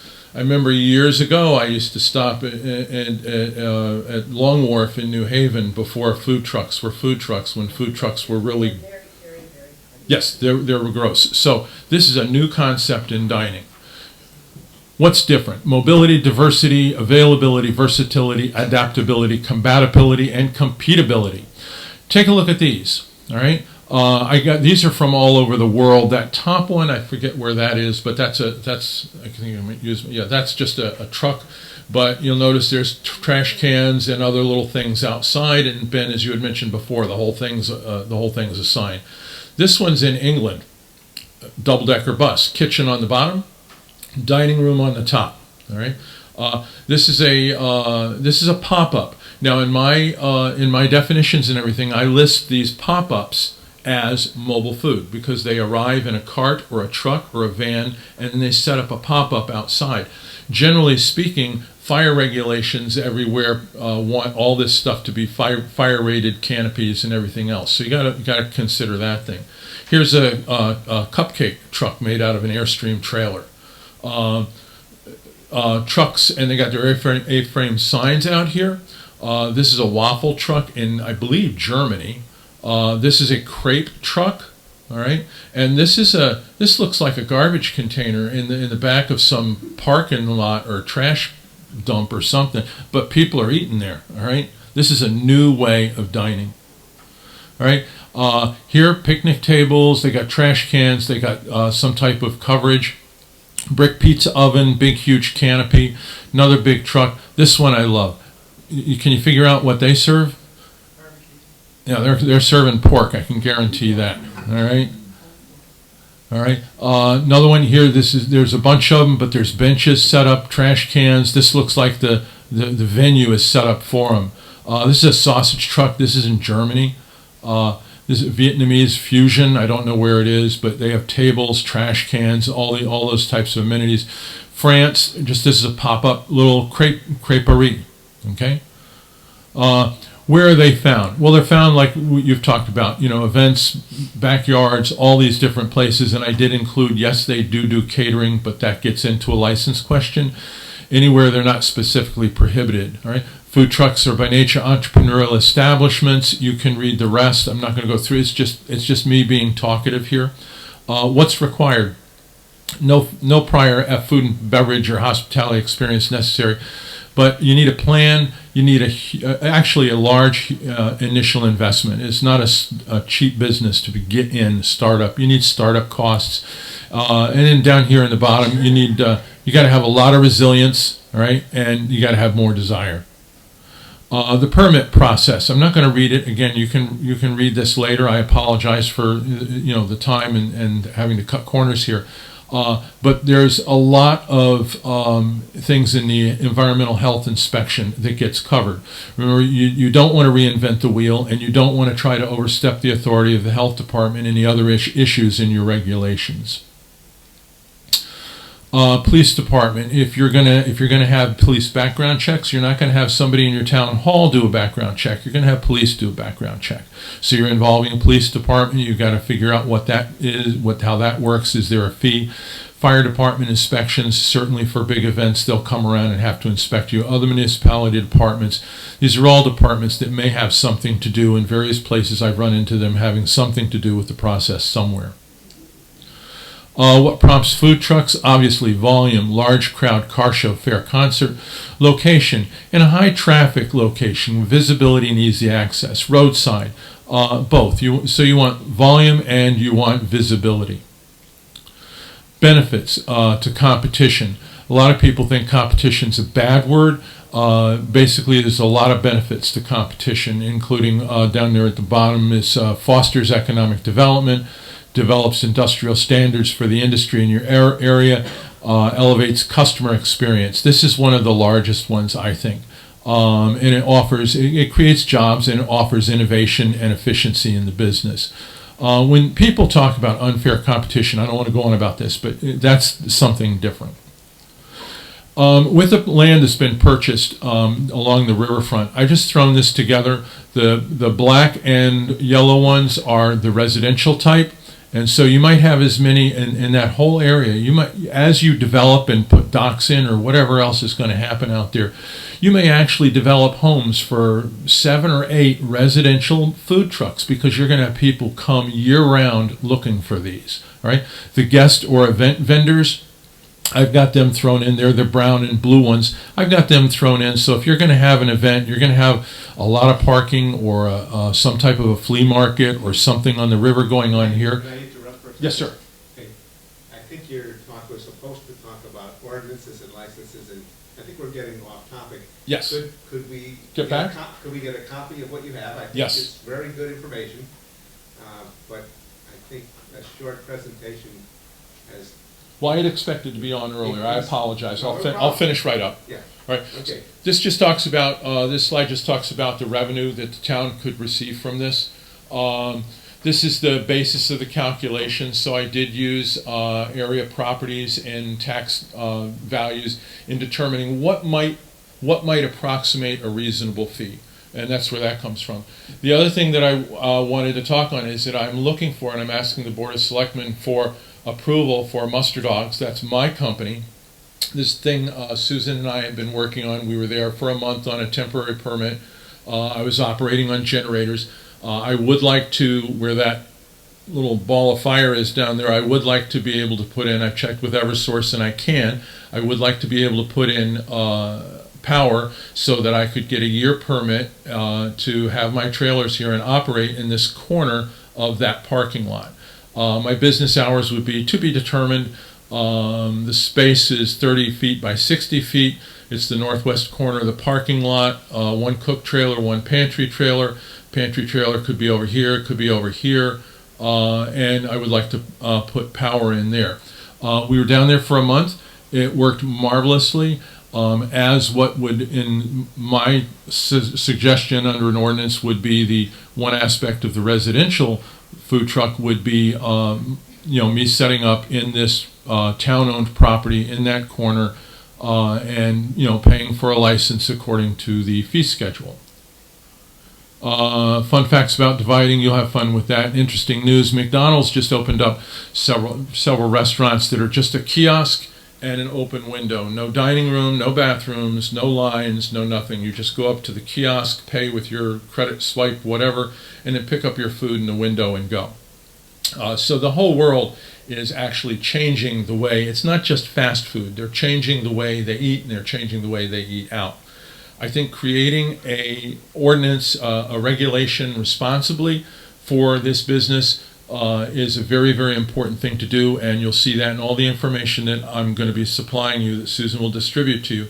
But also I would like to ask if there's any moment left, if we can see if we can get to a decision on the year permit to operate down in that parking lot. I can't invest more time on generators down there. I certainly would like to install the power and operate down there. I've been in business with this operation for 7 years. I have a track record, and I really think that working together on this can help generate, as you move forward with those other types of things under the regulation that you need to do, because you'll have firsthand data to look at. Thank you very much. Any questions? Okie doke. Thank you. You're welcome.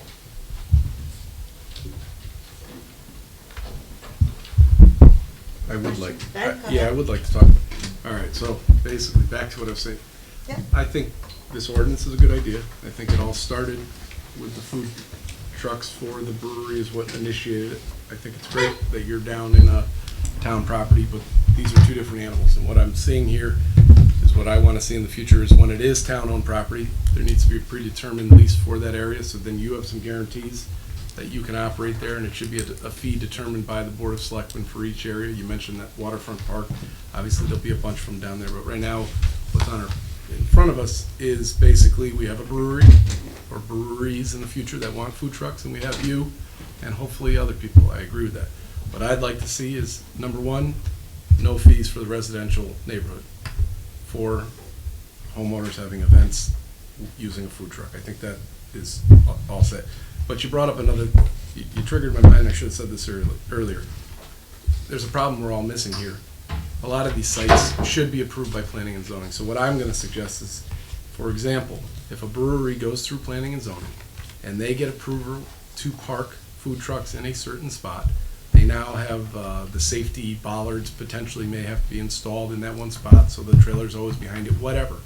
These people, that's a different than you, for example. These are types of businesses that they're just not putting in the kitchen, but they have a brick and mortar and paying a lot of taxes. Okay, the brewery I think is a completely different animal. So what I would like to see is either no fees for a pre-approved planning and zoning site, and keep in mind they have the discretion, for example, a brewery. If breweries allow food trucks, which I believe they changed that reg, then maybe we shouldn't be patrolling that per se, or a different fee schedule, because they are paying a lot of taxes brick and mortar. But then we come back to your site, which doesn't have a building. You bring a value to that property. You are creating something that isn't there. But you're not a brick and mortar, and you're not, the property isn't creating those type of taxes. That's where I think a lease of some dollar amount determined to keep it fair, because you may not be the only food truck there someday or whatever. But these are completely different things, and this one ordinance is not going to be a one-size-fits-all. So I think we should be very careful on how we word this. I think a lot of good things have come up tonight. These are my points. I have a sidebar here. I really want to move this along. Please. And I don't want to complicate this. I mean, I think the ordinance that we talked about earlier is going to cover a lot of things. And in terms of whether a brewery exists or another business exists, there is a requirement that the site plan be approved by planning and zoning, and there'll be the approvals for any food trucks within that special permit, or I don't know if that's the right term or not. But I do believe that my office needs to know where these food trucks are. I believe they do need, not an exorbitant fee, but there should be a permit fee. There's importance for us to know where these things are. The police need to know, the other people. It's just keeps us all in good communication. So I think a fee that we've charged in the past is reasonable. We're not looking to, I don't think $100 a year divided by 12 months, divided by 365 days. That's not a lot of money. We're just talking about fill out the paperwork. We know you're there. Okay, you're leaving. Somebody else is coming in. We double check to make sure they have fire marshal approval and that they have the Chatham Health approval and they're on record. And Simple. If I may, Susan. Yes, sir. And I agree 100%. So then, but I do. Does anybody else agree with me? And make it quick. You can just say no.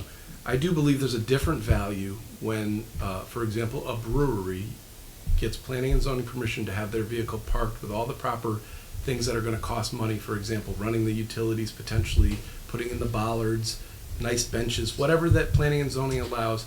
Maybe a half fee for those type of people. And I do believe there should be a major, because they're paying big tax. You're not talking a lot of money. I mean, what, half of 100?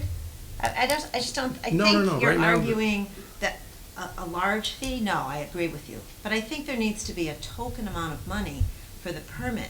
No, my question was, does anybody up here see the difference between those two types of people? When you have an event that you're just throwing together and you're just going to be, there's a big difference where it's a one-time, a one weekend, a 1 month, whatever it is, versus an approved brewery, a business paying big taxes, hopefully, and part of it is an approved, which is different than everybody else, and an expense because they're putting in potentially bollards if planning and zoning makes them, screening if planning and zoning makes them. These are two different animals. I just want to be fair, because they're gonna be the type of business that will be doing it hopefully all the time, Versus versus, the brewery is not gonna be providing the food truck. They're gonna go out and hire somebody. but they have to provide the legal spot. They have to go through planning and zoning, and they have Do you to. want to limit this to the next 5 minutes and get an answer to that question first? So Ben asked a question, so do you Okay. see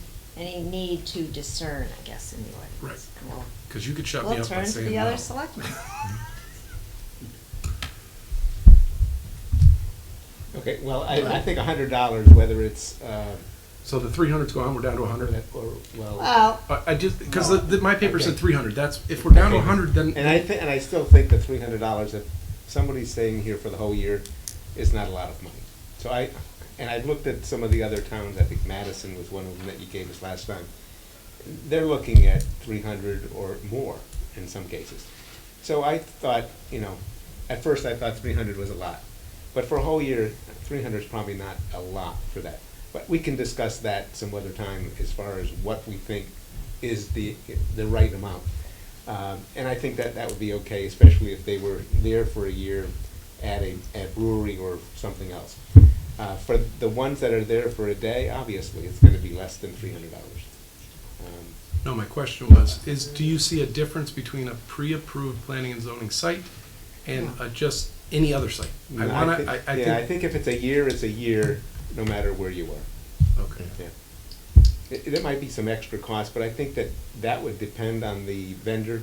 I think that if a vendor came in and said, I'm gonna stay here a year, I'm not gonna have a generator, I'm gonna get some electricity. And the same thing probably for the vendor or the truck at the brewery would do probably a similar thing, or the brewery would offer them electricity because they're working together, one or the other. So I don't see that it would be a need to change the variance in cost, in fee. And if the fee, it really does go from 300 to 100, my argument definitely gets weaker, and I agree. Anybody else? No more. At this point, I think we'll move on to public comment and allow public comment. So we're through with status and committee. Wait. I gotta ask the selectmen, status and committee reports. Are there any status and committee reports? We've already had the sidewalk committee. I have an update with regards to the park committee. So obviously, the motion was made by the Board of Selectmen. I passed on to the park committee about regards to trying to find $10,000 savings in the paving in the parking lot. After discussions with the contractor, with the engineer, very lengthy Monday night discussion with regards to all the parameters involved with it. The committee looked at it from the standpoint of what they were looking in terms of, specifically they talked a lot about the back parking lot of the what's being built.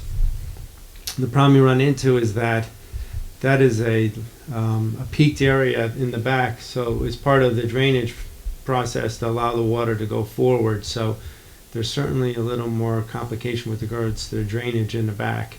But they really looked at in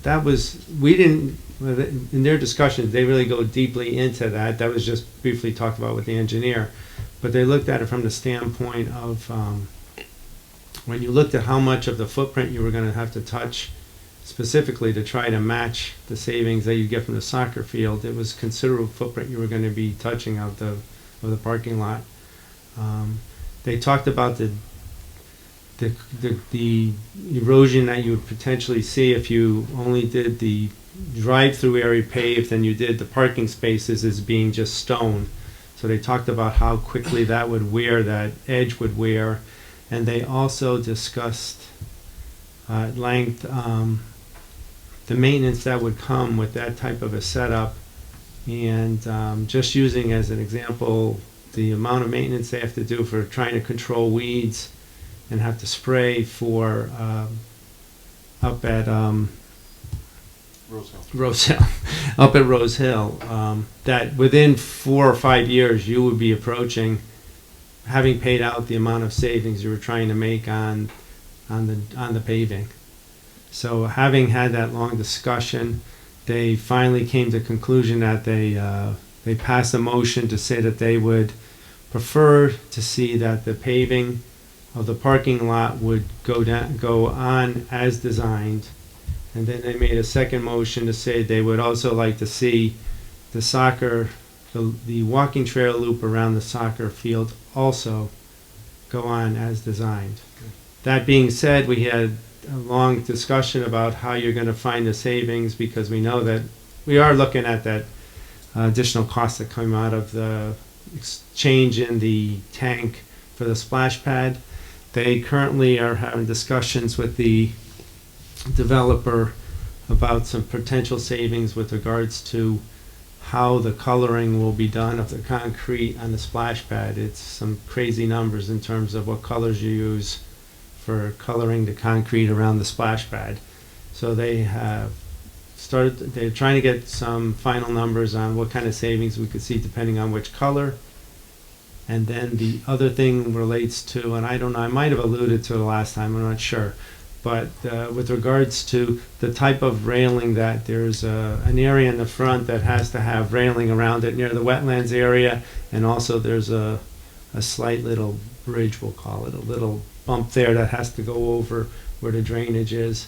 And there's potential savings in terms of what type of material that they use at that site as well, which could be, both putting them together would probably cover, I would expect would cover the cost that goes into the additional cost they had to get because of the splash pad tank change.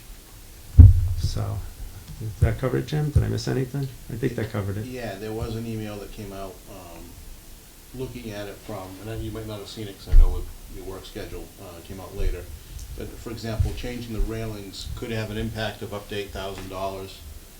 That would be going from what is currently the Merritt Parkway railing to what they call an RB mash guard rail. It would still have the protection in terms of making sure people couldn't fall, or the cars couldn't penetrate and go into the ditch. And when we looked at that, on one side it's about a 6 or 7 foot drop, and on another side with the drainage it's a 5 or 6 foot drop. So we definitely have to have that protection there. And then looking at the color additives, that still has to be fully determined, but the range of options you could see, upwards, you could even see another, $4,000 or $5,000 savings with that. So there's definitely a lot of work. The key is that there's still a lot of work that's going on with the committee to look for other places to save and offset as they try to, generate, without changing the functionality of the park. So. What's the matter with why did the splash pad tanks need to be changed? Because what happened was they had dug the spaces for there's 3 tanks involved, and the first 2 tanks they dug and there was no issue. They then went to dig the 3rd tank, and they were about 6 inches short of where they had to go at a minimum down, and there was water. They hit water, and it basically stayed around the entire time. It was a few weeks that they had that hole dug. They were doing other things, and it never subsided. So they talked about engineering as how we get around this. And so the decision was made, what you could do is, instead of going down, what they did instead is they didn't go as deeply and they went wider for that tank. And that did solve the issue. They had no issue after they didn't go as deep. And those tanks are all covered over, all ready to go with the other stuff once it's in. So that's what happened. Instead of the tank going vertical, they turned it sideways. Well, essentially it's an interesting, they're still there on the site. They're very interesting. They look like milk crates, essentially, is what they used as part of the build on the tank. It's very interesting. But what happened is there was supposed to be 3 of these containers, 3 of these blocks, we'll say, deep. And they realized that was going to be too deep, so they only went down 2 of these blocks. And that bought enough, and I think that's what it was, right? They went from 2 to 1. 2 to 1, I'm sorry, 2 to 1. And then they just went much wider, and You mean a wider tank? Yes. Or- yeah, wider and So just not as They had deep. to actually get a different tank then. No, it's not a More tank. They horizontal build, than- Oh. what it is they take these components and they build the shape of what would be the tank, and then they wrap them in membranes. Okay. These membranes, and that's So how the frame it's and then built wrap out. it. Yeah. And It's the like a additional dri- it's cost like a is drive. driven, the additional cost is driven when you, change the area that way. Mm. You now need more membrane, more material to get around those blocks. I The see. flip Yeah. side is you have more surface area for the water to sort of, Yeah, permeate. to permeate out of the tank. You know, this is actually the tank that's used when, if the water that is cleaned for the irrigation is not used, within a certain amount of time, rather than let it go punky in that tank, you know, to get foul, it basically gets pumped over and gets dispersed back into the ground. That's the tank that we have a problem with. Any other committee report? Okay. Now it's public comment. Joe, did you have a comment? Oh. What was the last thing that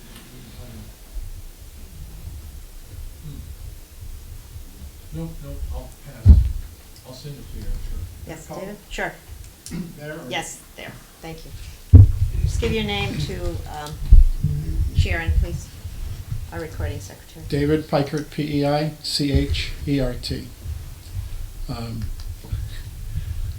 I guess me and my group are the ones that have caused all this ruckus, but at any rate, No, a few we like things. doing this. A couple part of things. our job.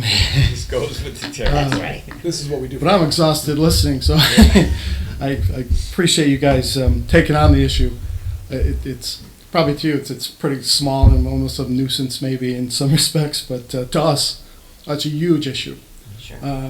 And so, that said, we appreciate you allowing us to have some input on it. A couple of the things that have come up tonight, and this isn't, I had a rough day, so it's been no real cogent order here, but as they've popped up, the food trucks in residential areas, see, it's a little bit, to us, this whole thing is, for me, with the experience I've had, at least a little different, because we did a lot of work with Berlin when we were going to go there. And food trucks are a zoning regulation, not a town ordinance. So they're the ones that, so here there's going to be somewhat of a potentially a conflict, I think, to Ben's point, is that a brewery has a site plan approved for X, but it conflicts with something else in the town ordinances. It's going to create pandemonium or possibly even be a problem with people trying to move forward with projects. Partly, if you think of it, like for example, food trucks in residential areas. Well, currently, the Planning and Zoning Commission is motoring through on brewery ordinance to allow it in what we're looking at, an industrial zone, and creating a farm brewery regulation. Well, there we are, a brewery in a residential zone. That's where those can be. They can be in RR and R25, I believe, as long as you have 5 acres. I don't think it's in R10 and R15. So to Ben's point, it's kind of like if you're approved for the ability to do it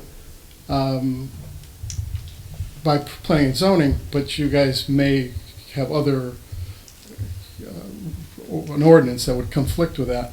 It creates a problem, or could potentially create a problem. As far as the fee, see, a brewery isn't going to have a food truck that sits there for 365 days. They're going to have a food truck that pops in maybe once a week, maybe once a month. So it's not so a $300 fee for an entire year. It could be a $300 fee for an entire day for them. And so they wouldn't do it. They've got to meet, just as any other business, they've got to meet their expenses. They've got to have the health department approvals and that type of thing. And when you look at Chatham Health District, I think some of you may have seen an email that I had sent to Susan. You're looking at towns that are very small already. I don't even know how many food trucks exist. I know there's a handful of them in Portland, but how many in Marlborough? How many in East Hampton? And so if they've got to pay each town $300 or whatever it is to do a gig for a weekend or whatever it might be, it is a big expense. when we were in Berlin, there was no fee. They had their own issues with food trucks and how they, had issues over the years and how they were loosening up to it because food truck industry has changed a lot, as this fellow has indicated. So a small fee is reasonable. I don't think, simplicity and a small fee I think is okay, but we don't want to be in a situation where no food truck wants to come to us because you're in that health district and your town wants $300 and it just doesn't seem feasible to them. So that's something to keep in mind. It's a couple $100 in Middletown, if I read it correctly. One of my guys called the town planner there today. He thought it was 100. I kind of looked through the regs or the town regulations, and it looked to me like a $200 fee. Some towns are even higher than that, but many of them have little or no fee. So I think we're on the right track to keep it lower than higher.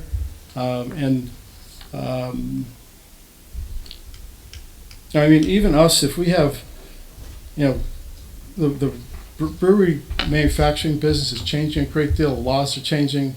January they change, July 1 they change again next year. And we've got, even if we have bags of chips, prepackaged bags of chips, they're going to pay $300 for a cafe license. So there's a lot of redundancies, already a lot of fees being paid. Susan, you and I spoke on the phone quite at length a few weeks back, and somebody said that breweries are charging food trucks to come in. I've only heard one of my partners say that. I've never heard it from anybody else because that's something he heard, and we've never been able to. That doesn't even. And for us, it's not a part of a thing to make money. It's part of our business plan to make money. It's really for safety of our customers to allow them to be able to stay and have that extra beverage.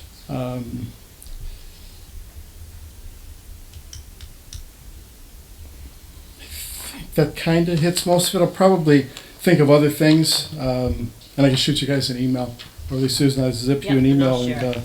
And also, Ben may have said it, maybe this fellow Joe may have mentioned it, but the year, it's almost like the July 1 to June 30. It sounds more of like a government fiscal year, which may have been how it started or whatever the case is.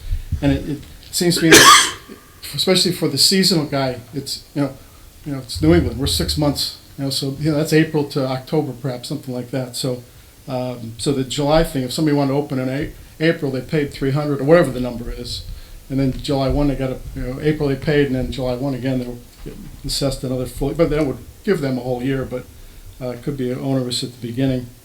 And did you think like the suggestion of 12 months period was satisfactory then, or 3 months, or whatever the schedule we discussed? Did you think that was a good change? So in other words, we're going to drop what you just said. It's just going to be either a 12-month, a 3-month, a week, whatever the schedule is figured out to Rolling be. 12 but we're going to months, lose the date. So do you agree that satisfies? yeah, what you're that saying? makes sense to me. That makes more sense anyway. Okay. So once they get it, they can come back and visit us once Right. a month for a year. But nobody parks there. Nobody has exclusivity on a food truck. And a lot of these are these are micro businesses. They're small. They're not all attached to restaurants. So a lot of small people that and they can offer the ability to have some variety, and for us to offer food in an easy, inexpensive way for us to do so. And I would think, a couple things I would say is, I truly, I support both of your efforts, and I want us to move in a direction where we could figure out how it works for both of you. It's just unfortunate what happened is a lot of information's been thrown in this direction, which, in our direction, so there's a lot of stuff to go through. So we just want to do it correctly. What I will say, that being said, I agree. If there's a situation and your business model is you're going to have one or two guys show 1 or 2 times a year, we have to have a solution where we talk about a one-day thing, so that if 300 a year is not going to work, but there's a scenario where it's only going to be there 2 days, then you come up with some solution that goes that way. And it's just making sure that we do our due diligence. And I know you're on tight schedules, but I think it's all, again, comes back to just really doing the work and make sure we cover ourselves. And I would think that, like it has been mentioned, I think $100 is not a bad fee. 300 now, it is something that somebody's got to come up with, and they might even make that in a day, that whole night. And, there's no guarantee that, just because it's at a brewery. And I go to breweries, and meet and talk with these colleagues all the time, and I watch food trucks, and there isn't like there's a line of people at the food truck. There's more of a line at the bathroom than there is the food truck a lot of times. So, but they do it because it's an opportunity to get some evening revenue potentially. So, but is it like going to make or break their business? It may or may not. But it's an extra fee on top of fees, because I'm not sure even what. I know there's plenty of people here that could tell us what the Chatham Health District annual fee is, and I think it's a 3-day. Tends to be a 3-day. Is it a 3-day, and then you get either a 3-day or a 1 year? It's a temporary food license. They issue those for people that are just coming to a fair and event. Like a 3-day thing, right? But then you can also just be licensed by the health district. Annual. An annual fee. Just so we don't miss it, Susan, I thought you brought up a good point on the residential of the farm breweries. So I believe you said, and I think you're right, on the RR and R25. So maybe if we add a caveat that says unless an approved, so in other words, I did earlier say I don't want to charge fees for residential zones. I do want to charge fees if it's part of a farm brewery to keep it fair. Let's see if the zoning regulations allow them. Because I don't know, that hasn't been passed yet. Oh, no, there was a technical glitch. I think they have to redo advertising and open another public hearing because something happened. But I want to be clear. But in light of that, I want to be fair. Yep. And I don't believe one brewery shouldn't pay and one should pay. So I want to be, my residential comment, I think I was very clear on why I think those should be. Sure. Well, I think to a greater point is that it's prohibited in residential zones. Well, that's so why, no. Yeah, unless approved by planning and zoning. There are going to be tweaks, and I think this is good. This is why we're doing it. We're all trying to prevent any problems, I think. So, and I know this is just splitting hairs a little bit, but one of the lines in some of the original language, page 2, D at the top, located unless 150 or 500 feet away from any restaurant. I mean, the way they're kind of making the planning and zoning is working out the language, it's like they're calling us a restaurant. So, I mean, it would be like us having the food truck would be within feet of a restaurant. So, I mean, just like splitting hairs a little bit, but I don't know if that's something. We'll check on it. Thank you. Yeah. Thanks. 25 feet away from the building, you violate the rule. Take like 4 words. Okay. Thank you, Joe. Done.